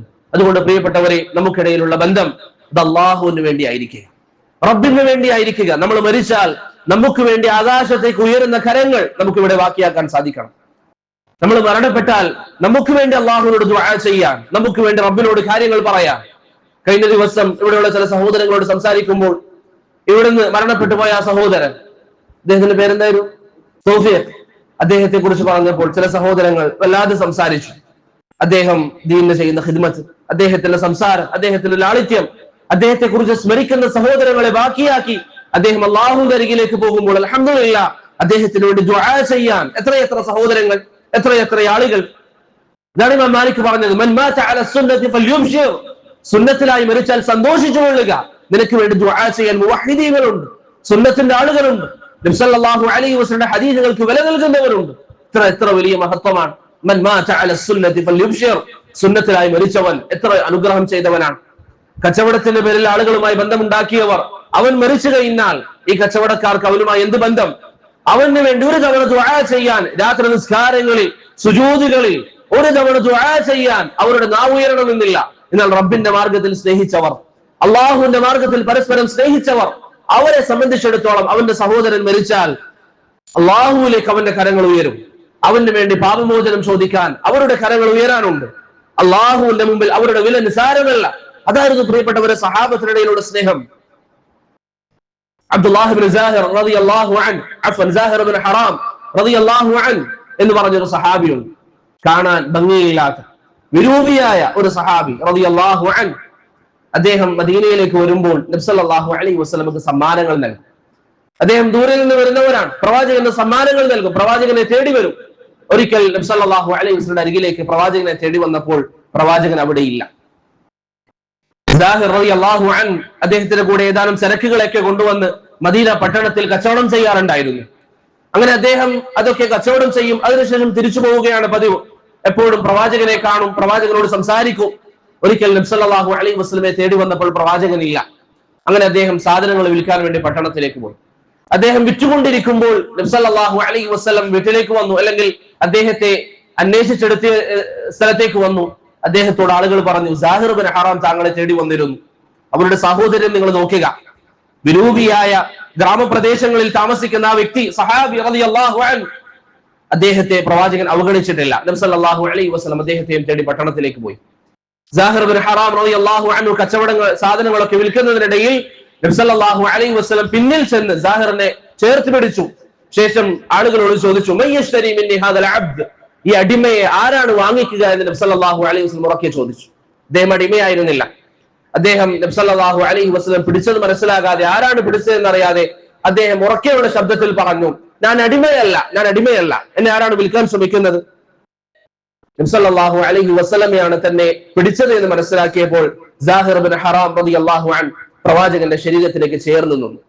ശേഷം നബി സല്ലല്ലാഹു അലൈഹി വസല്ലമയോട് പറഞ്ഞു, ഇദൻ തജിദുനി കാസിദ, പ്രവാചകരെ താങ്കൾ എന്നെ വിറ്റാൽ, പ്രത്യേകിച്ച് താങ്കൾക്ക് വലിയ സമ്പാദ്യമൊന്നും കിട്ടണമെന്നില്ല, എനിക്ക് വലിയ പൈസ ഒന്നും കിട്ടണമെന്നില്ല, ഞാൻ വിരൂപിയാണ്. നബി സല്ലല്ലാഹു അലൈഹി വസല്ലം സാഹിർ ബിൻ ഹറാമിനോട് പറഞ്ഞു, വലാകിന്നക ഇൻദല്ലാഹി ഗാലിൻ, പക്ഷേ സാഹിറെ, നീ അല്ലാഹുവിന്റെ അരികിൽ വിലപിടിപ്പുള്ള വ്യക്തിയാണ്. ഈ ദുനിയാവിൽ വിരൂപിയായി ആളുകൾ നിന്നെ ചേർത്ത് പിടിക്കാനില്ലെങ്കിലും റബ്ബിന്റെ മുമ്പിൽ നിന്റെ സ്ഥാനം വലുതാണ് എന്ന് സാഹിർ ബിൻ ഹറാം റളിയല്ലാഹു അൻഹുവിനോട് നബി സല്ലല്ലാഹു അലൈഹി വസല്ലം പറഞ്ഞു. നോക്കൂ നിങ്ങൾ, അവരുടെ സഹോദര്യം, അവരുടെ ബന്ധം. ജാബിർ ബിൻ അബ്ദുല്ലാഹ് റളിയല്ലാഹു അൻഹുവിന്റെ പിതാവ് ഉഹദ് യുദ്ധത്തിൽ ഷഹീദായി. അദ്ദേഹത്തിന് മക്കളുണ്ട്, അദ്ദേഹത്തിന് കുറച്ച് കടങ്ങളൊക്കെ ഉണ്ട്. ഏതാനും ദിവസങ്ങൾ കഴിഞ്ഞ് നബി സല്ലല്ലാഹു അലൈഹി വസല്ലം ജാബിർ റളിയല്ലാഹു അൻഹുവിനെ വിഷമിച്ചുകൊണ്ട് കാണാൻ. ജാബിറിനോട് ചോദിക്കുന്നു, യാ ജാബിർ മാലി അറാക ഹസീന, ജാബിർ എന്താ മുഖത്തൊരു വിഷമം, എന്താ മുഖത്ത് ജാബിർ ഒരു വിഷമം? നബി സല്ലല്ലാഹു അലൈഹി വസല്ലമയോട് ജാബിർ റളിയല്ലാഹു അൻഹു വിഷയങ്ങൾ പറയും. പ്രവാചകരെ, കടമുണ്ട്, പ്രശ്നങ്ങളുണ്ട്, പ്രയാസങ്ങളുണ്ട്. നബി സല്ലല്ലാഹു അലൈഹി വസല്ലം സ്വർഗത്തിൽ ജാബിർ ബിൻ അബ്ദുല്ലാഹ് റളിയല്ലാഹു അൻഹുവിന്റെ പിതാവിനുള്ള സ്ഥാനം പറഞ്ഞുകൊണ്ട് അദ്ദേഹം ആശ്വസിപ്പിച്ചു. നോക്കൂ നിങ്ങൾ, ഒരു വ്യക്തിയെ കാണുമ്പോൾ അദ്ദേഹത്തിന് മുഖത്തുള്ള പ്രയാസങ്ങൾ അത് പ്രവാചകൻ ചോദിച്ചറിയുമായിരുന്നു. അതാണ് പ്രവാചകന്റെ മാതൃക. ഒരിക്കൽ ആയത്തിറങ്ങി, നിങ്ങൾ ആരും നബി സല്ലല്ലാഹു അലൈഹി വസല്ലമയുടെ ശബ്ദത്തിന് മുകളിൽ ശബ്ദം ഉയർത്തരുത് എന്ന് പറയുന്ന സൂറത്തുൽ ഹുജറാത്തിലെ യാ അയ്യുഹല്ലദീന ആമനു ലാ തർഫഉ അസ്വാതകും ഫൗക സൗതി നബി എന്ന ആയത്ത് അവതരിക്കുന്നു. ആയത്ത് അവതരിച്ചത് മുതൽ Sabit bin Qais bin Shammas റളിയല്ലാഹു അൻഹുവിനെ മസ്ജിദിൽ കാണാനില്ല. നബി സല്ലല്ലാഹു അലൈഹി വസല്ലം അദ്ദേഹത്തിന്റെ അയൽവാസി സഅദ് റളിയല്ലാഹു അൻഹുവിനോട് പറഞ്ഞു, സഅദേ, കുറച്ച് ദിവസമായല്ലോ സാബിത്തിനെ മസ്ജിദിൽ കണ്ടിട്ട്. നോക്കൂ നിങ്ങൾ, ഒരു രാജ്യത്തിന്റെ ഭരണാധികാരി, സാധാരണക്കാരനായ ഒരു സഹാബിയുടെ അഭാവം, അദ്ദേഹം മസ്ജിദിൽ ഇല്ലാതിരിക്കുമ്പോൾ നബി സല്ലല്ലാഹു അലൈഹി വസല്ലം അയാളെ കുറിച്ച് ചോദിക്കാൻ അദ്ദേഹത്തോട് പ്രവാചകൻ ചോദിച്ചു, സാബിത്തിന് എന്തെങ്കിലും അസുഖം ബാധിച്ചോ, അതുകൊണ്ടാണ് മസ്ജിദിൽ വരാത്തത്? സഅദ് റളിയല്ലാഹു അൻഹു പറഞ്ഞു, മാ അലിംതു ലഹു ബിശക്വ, അദ്ദേഹത്തിന് എന്തെങ്കിലും രോഗമുള്ളതായിട്ട് പ്രവാചകരെ ശ്രദ്ധയിൽപ്പെട്ടിട്ടില്ല, അതൊന്ന് ചോദിച്ചു നോക്കാം. അങ്ങനെ നബി സല്ലല്ലാഹു അലൈഹി വസല്ലമയുടെ സഹാബിയെ തേടി സഅദ് റളിയല്ലാഹു അൻഹു അദ്ദേഹത്തിന്റെ വീട്ടിലേക്ക് ചെന്നിട്ട് പറഞ്ഞു, സാബിത്തെ, നബി സല്ലല്ലാഹു അലൈഹി വസല്ലം താങ്കളെ അന്വേഷിക്കുന്നുണ്ട്, എന്താണ് താങ്കൾ മസ്ജിദിൽ ഇല്ലാത്തത്, താങ്കൾ എന്താ മസ്ജിദിൽ കാണാത്തത്? നബി സല്ലല്ലാഹു അലൈഹി വസല്ലമയുടെ സഹാബി പറഞ്ഞു, തേടി വന്നാളോട് ആ സഹാബി പറഞ്ഞു, ഇന്നലെ ഒരു ആയത്ത് അവതരിച്ചല്ലോ, പ്രവാചകന്റെ ശബ്ദത്തെക്കാളും നിങ്ങളുടെ ശബ്ദം ഉയരരുത് എന്ന് പറഞ്ഞ ആയത്ത് അവതരിച്ചല്ലേ, നിങ്ങൾക്കറിയില്ലേ എന്റെ ശബ്ദം വലിയ ശബ്ദമാണ്, ഞാനെങ്ങാനും സംസാരിച്ച പ്രവാചകന്റെ ശബ്ദത്തെക്കാളും എന്റെ ശബ്ദം ഉയർന്നാൽ എന്റെ അവസ്ഥ എന്തായിരിക്കുമെന്ന് എന്റെ ഭയമാണ് അതിന് കാരണമെന്ന് പറഞ്ഞപ്പോൾ നബി സല്ലല്ലാഹു അലൈഹി വസല്ലം സഅദിനോട് പറഞ്ഞു, സാബിത്തിന്റെ അരികിൽ പോയി പറയുക, സാബിത്ത് മിൻ അഹ്ലിൽ ജന്ന, സാബിത്തെ, താങ്കൾ സ്വർഗ്ഗാവകാശിയാണ്. ഇവിടെ നമുക്ക് ധാരാളം പാഠങ്ങളുണ്ട്. പക്ഷെ അതിൽ ഏറ്റവും വലുത് പ്രിയപ്പെട്ടവരെ, ഒരു ദിവസം മസ്ജിദിൽ കാണാതിരിക്കുമ്പോഴേക്ക് മുഹമ്മദ് ബിൻ അബ്ദുല്ലാഹ് സല്ലല്ലാഹു അലൈഹി വസല്ലം, അള്ളാഹുവിന് ഏറ്റവും പ്രിയപ്പെട്ട ആ പ്രവാചകൻ ഒരു സാധാരണ ഒരു സഹാബിയെ കുറിച്ച് പ്രവാചകൻ അന്വേഷിക്കുന്നു. ഇതല്ലേ നമ്മുടെ മാതൃക? നമ്മുടെ കൂട്ടത്തിലുള്ള ഒരു വ്യക്തി, അവൻ വേണമെങ്കിൽ വരട്ടെ, അവൻ ഇങ്ങോട്ട് വിളിക്കട്ടെ, അവൻ എന്നോട് ബന്ധം വെക്കട്ടെ, അല്ല, നമ്മൾ അങ്ങോട്ട് വിളിക്കുക, നമ്മൾ ആ വ്യക്തിയെ ക്ഷണിക്കുക, സദസ്സുകളിലേക്ക് ക്ഷണിക്കുക. ആ വ്യക്തിക്ക് എന്തെങ്കിലും പ്രയാസങ്ങൾ ഉണ്ടായാൽ നമ്മൾ ഒറ്റക്കെട്ടായി നിൽക്കുക. അൽ മുഅ്മിനു അഖുൽ മുഅ്മിൻ, ഒരു മുസ്ലിം മറ്റൊരു മുസ്ലിമിന്റെ സഹോദരനായി നബി സല്ലല്ലാഹു അലൈഹി വസല്ലം പറഞ്ഞതുപോലെ, കൽ ബുനിയാൻ, ഒരു കെട്ടിടം പോലെ, യശുദ്ദു ബഅദുഹു ബഅദ, ഒരു കെട്ടിടത്തിൽ ഒരു കല്ല് വെച്ചാൽ അതിന് മുകളിൽ മറ്റൊരു കല്ല് വെച്ച് ഈ കല്ലിന് ബലം നൽകുന്നത് പോലെ പരസ്പരം ബലം നൽകാൻ നമുക്ക് സാധിക്കണം. ഒരൊറ്റക്കെട്ടായി, ഒരു കൂട്ടായ്മയായി നമുക്കിടയിൽ ചെറിയ ചെറിയ വിഷയങ്ങൾ, നിസാരമായ കാര്യങ്ങൾ, ഭൗതികമായ കാര്യങ്ങൾ, പ്രിയപ്പെട്ടവരെ, നമുക്കിടയിൽ ഭിന്നതയില്ലാതാക്കാൻ നമ്മൾ ശ്രമിക്കണം. നമുക്കിടയിൽ നല്ല ബന്ധം ഉണ്ടാകണം. ഈ ഒരു ബന്ധത്തിലായി നിങ്ങൾ മരണപ്പെട്ടാൽ നബി സല്ലല്ലാഹു അലൈഹി വസല്ലം അർശിന്റെ തണൽ ലഭിക്കുന്ന 7 വിഭാഗങ്ങളിൽ നിങ്ങൾ ചിന്തിച്ചു നോക്കിയാൽ, ഭൂമിയിൽ ഇത്രയും അധികം വിഭാഗങ്ങൾ നിലനിൽക്കെ, ഇത്രയും അധികം ജനങ്ങൾ നിലനിൽക്കെ, അതിൽ അർശിന്റെ തണൽ ലഭിക്കുന്ന 7 മാത്രം വിഭാഗങ്ങൾ, 7 വിഭാഗം മാത്രം. അതിലൊരു വിഭാഗം ആരാണ്? അള്ളാഹുവിന്റെ മാർഗത്തിൽ സ്നേഹിച്ചവർ, റബ്ബിന്റെ മാർഗത്തിൽ ഇഷ്ടപ്പെട്ടവർ. റബ്ബിന്റെ മാർഗത്തിൽ ഇഷ്ടപ്പെട്ടവർ, അതിന്റെ സ്ഥാനം വലുതാണ്. ഉമർ റളിയല്ലാഹു അൻഹുവിന്റെ ഹദീസിൽ കാണാം, നബി സല്ലല്ലാഹു അലൈഹി വസല്ലം ഒരിക്കൽ പറഞ്ഞു, ഇന്ന മിൻ ഇബാദില്ലാഹി ലഉനാസൻ, അള്ളാഹുവിന്റെ അടിമകളിൽ ചില ആളുകളുണ്ട് മാ ഹും ബി അംബിയാ വലാ ബിശുഹദാ, അവർ നബിമാരല്ല, അവർ അള്ളാഹുവിന്റെ മാർഗത്തിൽ കൊല്ലപ്പെട്ടവരല്ല, പക്ഷേ യഗ്ബിതുഹുൽ അംബിയാ വശുഹദാ യൗമൽ ഖിയാമ, പരലോകത്ത് വെച്ച് അംബിയാക്കളും ശുഹദാക്കളും അവരുടെ സ്ഥാനം കൊതിച്ചു പോകും. അവരുടെ സ്ഥാനം എത്ര നല്ല സ്ഥാനമാണെന്ന് ആഗ്രഹിക്കും, അവർ കരുതും. ആരാണവർ? അംബിയാക്കൾ, ശുഹദാക്കൾ. ഇക്കൂട്ടരുടെ സ്ഥാനം കാണുമ്പോൾ അവരൊന്ന് ആഗ്രഹിക്കും, എത്ര നല്ല സ്ഥാനമാണെന്ന് കരുതും. ലിബിമകാനിഹിം മിനല്ലാഹി തആല, അവർക്ക് അല്ലാഹു നൽകുന്ന സ്ഥാനം അവർ കാണുമ്പോൾ അവരിങ്ങനെ ആഗ്രഹിക്കുമെന്ന് നബി സല്ലല്ലാഹു അലൈഹി വസല്ലം പറഞ്ഞു. ഈ സംസാരം പ്രവാചകൻ സംസാരിച്ചപ്പോൾ സഹാബത്തിന്റെ ചോദ്യം അവർക്ക് ആവേശമായി. അവർ ചോദിച്ചു, യാ റസൂലല്ലാഹ് മൻ ഹും, പ്രവാചകൻ ആരാണവർ? അംബിയാക്കൾ മോഹിക്കുന്ന ഒരു സ്ഥാനമുള്ളവർ, നബിമാർ ശുഹദാക്കൾ മോഹിക്കുന്ന ഒരു സ്ഥാനമുള്ളവർ. നബി സല്ലല്ലാഹു അലൈഹി വസല്ലം പറഞ്ഞു, ഹും ഖൗമുൻ, അവരൊരു വിഭാഗം ജനങ്ങളാണ്. എന്താണ് അവർ ചെയ്തത്? തഹാബ്ബു ഫില്ലാഹ്, അല്ലാഹുവിന്റെ മാർഗ്ഗത്തിൽ അവർ പരസ്പരം ഇഷ്ടപ്പെട്ടു. തഹാബ്ബു ബിറൂഹില്ലാഹ് അലാ ഗൈരി അർഹാമിൻ ബൈനഹും, അവർക്കിടയിൽ കുടുംബ ബന്ധമില്ല. തന്റെ അനിയന്മാരല്ല, തന്റെ നേർക്കുനേരുള്ള ജ്യേഷ്ഠന്മാരല്ല, ഉമ്മയുടെ അനിയത്തിയുടെ മക്കളല്ല, ജ്യേഷ്ഠന്റെ മക്കളല്ല, മറിച്ച് അവർക്കിടയിൽ കുടുംബ ബന്ധമില്ലാതെ അവർ സ്നേഹിച്ചവരാണ്. വലാ അംവാലിൻ യതആതൂനഹ, അവർ പരസ്പരം സാമ്പത്തിക ഇടപാടിന്റെ പേരിൽ സ്നേഹിച്ചവരല്ല. ഫവല്ലാഹി, അല്ലാഹുവിൽ തന്നെയാണ് സത്യം, ഇന്ന വുജൂഹഹും ലനൂർ, അവരുടെ മുഖം പ്രകാശിക്കുന്നതാണ്. വഇന്നഹും അലാ നൂർ, അവർ പ്രകാശത്തിന്റെ മുകളിലാണ്. മുആദ് ഇബ്നു ജബലിന്റെ ഹദീസിൽ വന്നതുപോലെ അവർക്ക് മനാബിർ മിൻ നൂർ, പ്രകാശത്തിൽ നിന്നുള്ള ഇരിപ്പിടങ്ങൾ അല്ലാഹു സുബ്ഹാനഹു വ തആല നൽകും. ലാ യഖാഫൂന ഇദാ ഖാഫൻ നാസ്, പരലോകത്ത് ജനങ്ങളൊക്കെ പേടിച്ച് ഭയന്നു നിൽക്കുമ്പോൾ ലാ യഖാഫൂൻ, ഇക്കൂട്ടർ ഭയക്കേണ്ടി വരില്ല. വലാ യഹ്സനൂന ഇദാ ഹസനൻ നാസ്, ജനങ്ങളൊക്കെ ആകുലതയിലായി നിൽക്കുമ്പോൾ അവർക്ക് വിഷമം ഉണ്ടാവുകയില്ല, അവർ നല്ല അവസ്ഥയിലായിരിക്കുമെന്ന് നബി സല്ലല്ലാഹു അലൈഹി വസല്ലം പറയും. ആരാണ് അവർ? എന്താണ് അവർ ചെയ്തത്? നമുക്കൊക്കെ ഇന്ന് ചെയ്യാൻ സാധിക്കുന്ന കാര്യം പരസ്പരം റബ്ബിന്റെ മാർഗത്തിൽ സ്നേഹിക്കുക, നന്മകൾ പറഞ്ഞു കൊടുക്കുക, തിന്മകൾ കണ്ടാൽ ഇത് പാടില്ല എന്ന് പറയുക, ഇത് പാടില്ല, ഇത് അള്ളാഹു വിലക്കിയതാണെന്ന് പറയുക. പരസ്പരം നന്മ ഉപദേശിച്ച് തിന്മ വിലക്കി അള്ളാഹുവിന്റെ മാർഗത്തിൽ സ്നേഹിച്ച് അള്ളാഹുവിന്റെ മാർഗത്തിൽ ജീവിച്ചാൽ പ്രിയപ്പെട്ടവരെ, സ്വർഗത്തിൽ ഉന്നതമായ സ്ഥാനം, അമ്പിയാക്കൾ വരെ നോക്കി കാണുന്ന ഒരു സ്ഥാനമുണ്ടെന്ന് റസൂലുള്ളാഹി സ്വല്ലല്ലാഹു അലൈഹി വസല്ലം പറയുന്നു. എത്രയെത്ര ശ്രേഷ്ഠതകൾ ഈ ഭൂമിയിൽ, നല്ല നല്ല സാഹോദര്യം, പരലോകത്തെത്തിയാൽ അള്ളാഹുവിന്റെ മുമ്പിൽ ഈ സ്ഥാനം, നാം മരിച്ചു കഴിഞ്ഞാൽ നമ്മുടെ ഖബറിലേക്ക് വന്നെത്തുന്ന ദുആകൾ, എത്രയെത്ര സ്ഥാനങ്ങളാണ് പ്രിയപ്പെട്ടവരെ നമ്മെ കാത്തിരിക്കുന്നത്. അതുകൊണ്ട് റബ്ബ് നമുക്ക് നൽകിയിരിക്കുന്ന ഈ സാഹോദര്യ ബന്ധം, അൽഹംദുലില്ലാഹ്, ഞാൻ നേരത്തെ പറഞ്ഞതുപോലെ എന്നെക്കാളും അർഹരായ എത്രയോ ദാഇമാർ ഈ നാട്ടിലുണ്ട്. പക്ഷേ ഈ സഹോദരങ്ങളുടെ കൂടെ ഇരിക്കാൻ നമുക്ക് ഇന്ന് ലഭ്യമായിരിക്കുന്ന വലിയ അനുഗ്രഹങ്ങളിൽ ഒന്ന് ഈ സഹോദരങ്ങളുടെ കൂടെ സമയം ചെലവഴിക്കുക എന്നുള്ളത്. അത് ആഗ്രഹിച്ചുകൊണ്ടാണ് നമ്മളൊക്കെ ഇവിടെ വരുന്നത്. അതുകൊണ്ട് പരസ്പരം സാഹോദര്യ ബന്ധത്തിൽ നിങ്ങൾക്കിടയിൽ വിള്ളലില്ലാതെ, നിങ്ങൾക്കിടയിൽ പിശാച് പ്രവർത്തിക്കാതെ, നിങ്ങൾക്കിടയിൽ സാഹോദര്യ ബന്ധം സൂക്ഷിക്കാൻ നിങ്ങൾ തയ്യാറാകണം. നിങ്ങൾക്കിടയിൽ അള്ളാഹുവിന്റെ മാർഗത്തിൽ ഇഷ്ടമുണ്ടാകണം, റബ്ബിന്റെ മാർഗത്തിൽ വെറുപ്പ് വേണം. റബ്ബ് വിലക്കിയ കാര്യങ്ങൾ പരസ്പരം ആരും ചെയ്യാതിരിക്കുക, അള്ളാഹു പറഞ്ഞ കാര്യങ്ങൾ ചെയ്യുക. അങ്ങനെ നല്ലൊരു ബന്ധം അള്ളാഹുവിനെ കണ്ടുമുട്ടുമ്പോൾ നല്ല ഒരു ബന്ധം ഉള്ളവരായി നമുക്ക് കണ്ടുമുട്ടാൻ സാധിക്കണം. അള്ളാഹു സുബ്ഹാനഹു വ തആല അതിന് നമുക്ക് തൗഫീഖ് നൽകി അനുഗ്രഹിക്കുമാറാകട്ടെ. സഹകരിക്കാൻ സാധിക്കുന്ന കാര്യങ്ങളിൽ നമ്മൾ പരസ്പരം സഹകരിക്കുക. അപ്പോൾ അൽഹംദുലില്ലാഹ് ഇവിടെ മസ്ജിദുണ്ട്. ഈ മസ്ജിദിന്റെ കാര്യങ്ങളിൽ നിങ്ങൾ പരസ്പരം സഹകരിക്കുക. അവർ രണ്ടാളും നോയിക്കോട്ടെ, ബാക്കിയുള്ള ആളുകൾ വിട്ടു നിൽക്കാനല്ല. നമ്മൾ ഒറ്റക്കെട്ടായി പ്രിയപ്പെട്ടവർ അതിനു വേണ്ടി നമ്മൾ പണിയെടുക്കുക. ഒരാൾ മാത്രം അതിന്റെ കാര്യം ചെയ്യാന്നുള്ളതല്ല. നമുക്ക് എന്താണോ ചെയ്യാൻ സാധിക്കുന്നത് ഈ മസ്ജിദിന് വേണ്ടി ഒരു കാര്യം ഒരാൾക്ക് ചെയ്യാൻ പറ്റുമെങ്കിൽ നമ്മൾ ചെയ്യുക. അതൊരു വാക്ക് കൊണ്ടാണെങ്കിൽ വാക്കുകൊണ്ട്, ഒരു സ്റ്റാറ്റസ് കൊണ്ടാണെങ്കിൽ സ്റ്റാറ്റസ് കൊണ്ട് ഈ പള്ളിയുമായി ബന്ധപ്പെട്ട കാര്യങ്ങൾ നമ്മൾ പരസ്പരം സഹകരിക്കുക. കാരണം ദീനിന്റെ മാർഗത്തിലുള്ള വിഷയങ്ങളാണ്, ദീനിന്റെ മാർഗത്തിലുള്ള വിഷയങ്ങൾ. ഇനി ഇതാ ഇവിടെ അൽഹംദുലില്ലാഹ് വലിയ മസ്ജിദ് വരാൻ പോവാണ്. നബി സല്ലല്ലാഹു അലൈഹി വസല്ലം പറയുന്നു, മൻ ബനാ ലില്ലാഹി മസ്ജിദൻ ബനല്ലാഹു ലഹു ബൈതൻ ഫിൽ ജന്ന.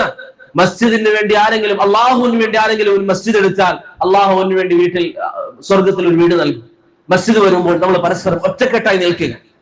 രണ്ടാളുകൾ മാത്രം അതിന് പിന്നാലെ ഓടി അവരതിന് വേണ്ടി എല്ലാ ടെൻഷനും കൊണ്ടു നടന്ന് അവരതിന് വേണ്ടി എല്ലാ എഫേർട്ടും ഇട്ട് അവർ മാത്രം ഇനി എങ്ങനെ ഇത് ഒപ്പിക്കും, എങ്ങനെ ഇതിന്റെ കാര്യങ്ങൾ നടക്കും എന്ന് ചിന്തിക്കുന്നതിന് പകരം ഒരു കൂട്ടായ്മയായി ഇവിടെയുള്ള ഇത്രയും അധികം സഹോദരങ്ങൾ നിങ്ങൾ ഒറ്റക്കെട്ടായി ഇത് അള്ളാഹുവിന്റെ മസ്ജിദ്, നാളെ എനിക്ക് സ്വർഗത്തിൽ ഒരു വീടിനുള്ള മാർഗം എന്നൊരു ചിന്തയിൽ നമ്മൾ മുന്നേറിയാൽ നമുക്ക് എത്രയെത്ര നന്മകൾ മുന്നേറാൻ സാധിക്കും, എത്രയെത്ര കാര്യങ്ങൾ ചെയ്യാൻ സാധിക്കും. അതുകൊണ്ട് പ്രിയപ്പെട്ടവരെ, നന്മകളിൽ മുന്നേറാൻ നമുക്ക് സാധിക്കുന്ന ഏത് മാർഗവും നമ്മൾ ഉപേക്ഷിക്കാൻ പാടില്ല. നന്മകളിൽ നിങ്ങൾ പരസ്പരം മത്സരിക്കുക. അതായത് സഹാബത്തിന്റെ മാർഗം, അതാണ് അവരുടെ മാർഗം. നന്മകളിൽ അവർ മുന്നേറി, അവർക്ക് സ്വർഗത്തിന്റെ വഴികൾ അവരെപ്പോഴും സ്വപ്നം കണ്ടു നടന്നു. സ്വർഗത്തിന്റെ മാർഗങ്ങൾ ഞാൻ കഴിഞ്ഞ 2 ദിവസത്തിൽ പറഞ്ഞ വിഷയമാണ് മഹാനായ അനസ് ബിൻ നദർ റളിയല്ലാഹു അൻഹുവിന്റെ സംഭവം. നമുക്കൊക്കെ ജീവിതത്തിൽ വലിയ പാഠമാണ് അദ്ദേഹത്തിന്റെ ചരിത്രം. മഹാനായ അനസ് ബിൻ നദർ റളിയല്ലാഹു അൻഹു അദ്ദേഹത്തിന് ബദർ യുദ്ധത്തിൽ പങ്കെടുക്കാൻ പറ്റിയിട്ടില്ല. കാരണം നിങ്ങൾക്കറിയാം, ബദർ നബി സല്ലല്ലാഹു അലൈഹി വസല്ലം യുദ്ധം ഉദ്ദേശിച്ചുകൊണ്ട് പോയതായിരുന്നില്ല, മറിച്ച് അബൂ സുഫിയാന്റെ കച്ചവട സംഘവും ഉദ്ദേശിച്ച് നബി സല്ലല്ലാഹു അലൈഹി വസല്ലം പോയി, പിന്നീട് യുദ്ധം സംഭവിച്ചതാണ്. അതുകൊണ്ട് തന്നെ അനസ് റളിയല്ലാഹു അൻഹു ഒരു വലിയ ഖേദായിരുന്നു. ഇസ്ലാമിന് വേണ്ടി എനിക്ക് എന്തെങ്കിലും ചെയ്യണം, ദീനിന് വേണ്ടി എന്തെങ്കിലും ചെയ്യണം. അദ്ദേഹം പ്രവാചകന്റെ അരികിൽ വന്നിട്ട് പറയും, പ്രവാചകർ റസൂൽ സല്ലല്ലാഹു അലൈഹി വസല്ലം, ഇനിയൊരു യുദ്ധം ഉണ്ടായാൽ ഞാൻ എന്ത് ചെയ്യും എന്നുള്ളത് അള്ളാഹു കാണും, എനിക്ക് എന്തെങ്കിലും ചെയ്യാൻ പറ്റും. അങ്ങനെ ഉഹദിന് വേണ്ടി നബി സല്ലല്ലാഹു അലൈഹി വസല്ലം ജനങ്ങളോട് വരാൻ വേണ്ടി പറഞ്ഞു. അനസ് ബിൻ നദർ റളിയല്ലാഹു അൻഹു അദ്ദേഹത്തിന്റെ മനസ്സിൽ ആവേശമായി, എനിക്ക് ഇസ്ലാമിന് വേണ്ടി എന്തെങ്കിലും ഒന്ന് ചെയ്യണം, ഇസ്ലാമിന് വേണ്ടി എനിക്ക് പ്രവർത്തിക്കണം. പ്രിയപ്പെട്ടവരെ, അനസ് റളിയല്ലാഹു അൻഹു ഉഹദിന് വേണ്ടി പോയി. അവസാനം ഉഹദ് യുദ്ധത്തിൽ നിങ്ങൾക്കറിയാം, മുസ്ലിമുകൾക്ക് ചെറിയ രൂപത്തിൽ പരാജയം സംഭവിച്ചു. ചില ആളുകളൊക്കെ പിന്നോട്ട് വരാൻ തുടങ്ങി. അനസ് ബിൻ നദർ റളിയല്ലാഹു അൻഹു ഒറ്റ തീരുമാനം, എനിക്ക് ഇസ്ലാമിന് വേണ്ടി എന്തെങ്കിലും ചെയ്യണം. അദ്ദേഹം യുദ്ധഭൂമിയിലേക്ക് നേരിട്ടിറങ്ങി. അദ്ദേഹം രണാങ്കളത്തിലേക്ക് അദ്ദേഹം ചെന്നു. സഅദ് ബിൻ മുആദിനെ കണ്ടു. അദ്ദേഹം സഅദ് റളിയല്ലാഹു അൻഹുവിനോട് ചോദിച്ചു, ഇലാ ഐന യാ സഅദ്, സഅദേ താങ്കൾ എങ്ങോട്ടാണ് പോകുന്നത്? അൽ ജന്നത വറബ്ബൻ നദർ, സഅദേ ഞാനിതാ ഞാൻ സ്വർഗ്ഗം ആഗ്രഹിച്ചുകൊണ്ട് പോവുകയാണ്, എനിക്ക് സ്വർഗ്ഗം വേണം. ശേഷം അദ്ദേഹം പറഞ്ഞു, ഇന്നി അജിദു റീഹൽ ജന്നതി മിൻ ദൂനി ഉഹദ്, സഅദേ ഉഹദിന്റെ ഭാഗത്ത് നിന്ന് സ്വർഗ്ഗത്തിന്റെ പരിമളം ഞാൻ ഇത് ആസ്വദിച്ചു കൊണ്ടിരിക്കുകയാണ്. അദ്ദേഹം ഉഹദിന്റെ ഭൂമിയിലേക്ക് കയറി ചെന്നു. ഉഹദിൽ വെച്ച് അദ്ദേഹം ശക്തമായി പോരാടി. അദ്ദേഹം അവസാനം കൊല്ലപ്പെട്ടു. ശത്രുക്കൾ അദ്ദേഹത്തിന്റെ ശരീരം ഇഞ്ചിഞ്ചായി കീറി മുറിച്ചു. അവസാനം അദ്ദേഹത്തിന്റെ സഹോദരി റുബയ്യ ബിൻത് നദർ റളിയല്ലാഹു അൻഹ വന്ന് അവരുടെ വിരൽ തുമ്പ് നോക്കിക്കൊണ്ടാണ് ഇത് അനസ് ബിൻ നദർ റളിയല്ലാഹു അൻഹുവിന്റെ ജനാസയാണെന്ന് മനസ്സിലാക്കിയത്. വിരൽ തുമ്പ് നോക്കി. അവരെ സംബന്ധിച്ചിടത്തോളം പ്രിയപ്പെട്ടവരെ, അവർ ദീനിന് വേണ്ടി ഒരു കാര്യം ചെയ്യാൻ അവസരം ലഭിച്ചാൽ അത് പാഴാക്കാത്തവരാണ്. ഒരു കാര്യം ചെയ്യാൻ സാധിച്ചാൽ, അതൊരു നോട്ടം കൊണ്ട് ദീനിനെ സഹായിക്കാൻ അവർക്ക് സാധിച്ചാൽ അവർ അത് ചെയ്യും. ഒരു പ്രവർത്തനം, ഒരു വാക്ക് അവർക്ക് എന്താണോ കഴിയുന്നത് അവർ ചെയ്യും. അതുകൊണ്ട് എന്റെ പ്രിയപ്പെട്ട സഹോദരങ്ങൾ, ഞാൻ ദീർഘിപ്പിക്കുന്നില്ല. എന്റെ പ്രിയപ്പെട്ടവർ, നിങ്ങൾ ഒറ്റക്കെട്ടായി അള്ളാഹുവിന്റെ മാർഗത്തിൽ പരസ്പരം റബ്ബിന്റെ വജ്ഹ് ഉദ്ദേശിച്ചുകൊണ്ട് അവനത് ചെയ്യട്ടെ ഇവരത് നോക്കട്ടെ എന്നല്ല, നമ്മൾ ഒറ്റക്കെട്ടാണ്. അള്ളാഹുവിന്റെ മാർഗത്തിൽ നമ്മൾ പരസ്പരം സ്നേഹിച്ച് അള്ളാഹുവിന്റെ മാർഗത്തിൽ ഒറ്റക്കെട്ടായി നാം നിൽക്കുക. അള്ളാഹു സുബ്ഹാനഹു വ തആല നമുക്ക് അതിന്റെ തൗഫീഖ് നൽകി അനുഗ്രഹിക്കുമാറാകട്ടെ. നമുക്കിടയിലുള്ള സഹോദര്യ ബന്ധം അള്ളാഹു കാത്തു സൂക്ഷിക്കാൻ നമുക്ക് ഏവർക്കും തൗഫീഖ് നൽകി അനുഗ്രഹിക്കുമാറാകട്ടെ. നമ്മുടെ ദുനിയാവിൽ നമ്മുടെ കുടുംബക്കാർ അവരോടുള്ള സഹോദര്യ ബന്ധത്തെക്കാളും വലുത് ദീനിന്റെ പേരിലുള്ള ബന്ധമാണ്. കാരണം ദുനിയാവിലുള്ള ബന്ധങ്ങൾ ഇവിടെ തീരുന്നതാണ്, എന്നാൽ സഹോദര്യ ബന്ധം അതിന്റെ ആധാറുകൾ, അതിന്റെ പ്രതിഫലങ്ങൾ പരലോകത്ത് എത്തി നിൽക്കുമെന്ന് നബി സല്ലല്ലാഹു അലൈഹി വസല്ലമയുടെ ഹദീസുകൾ നമ്മൾ കേട്ടു.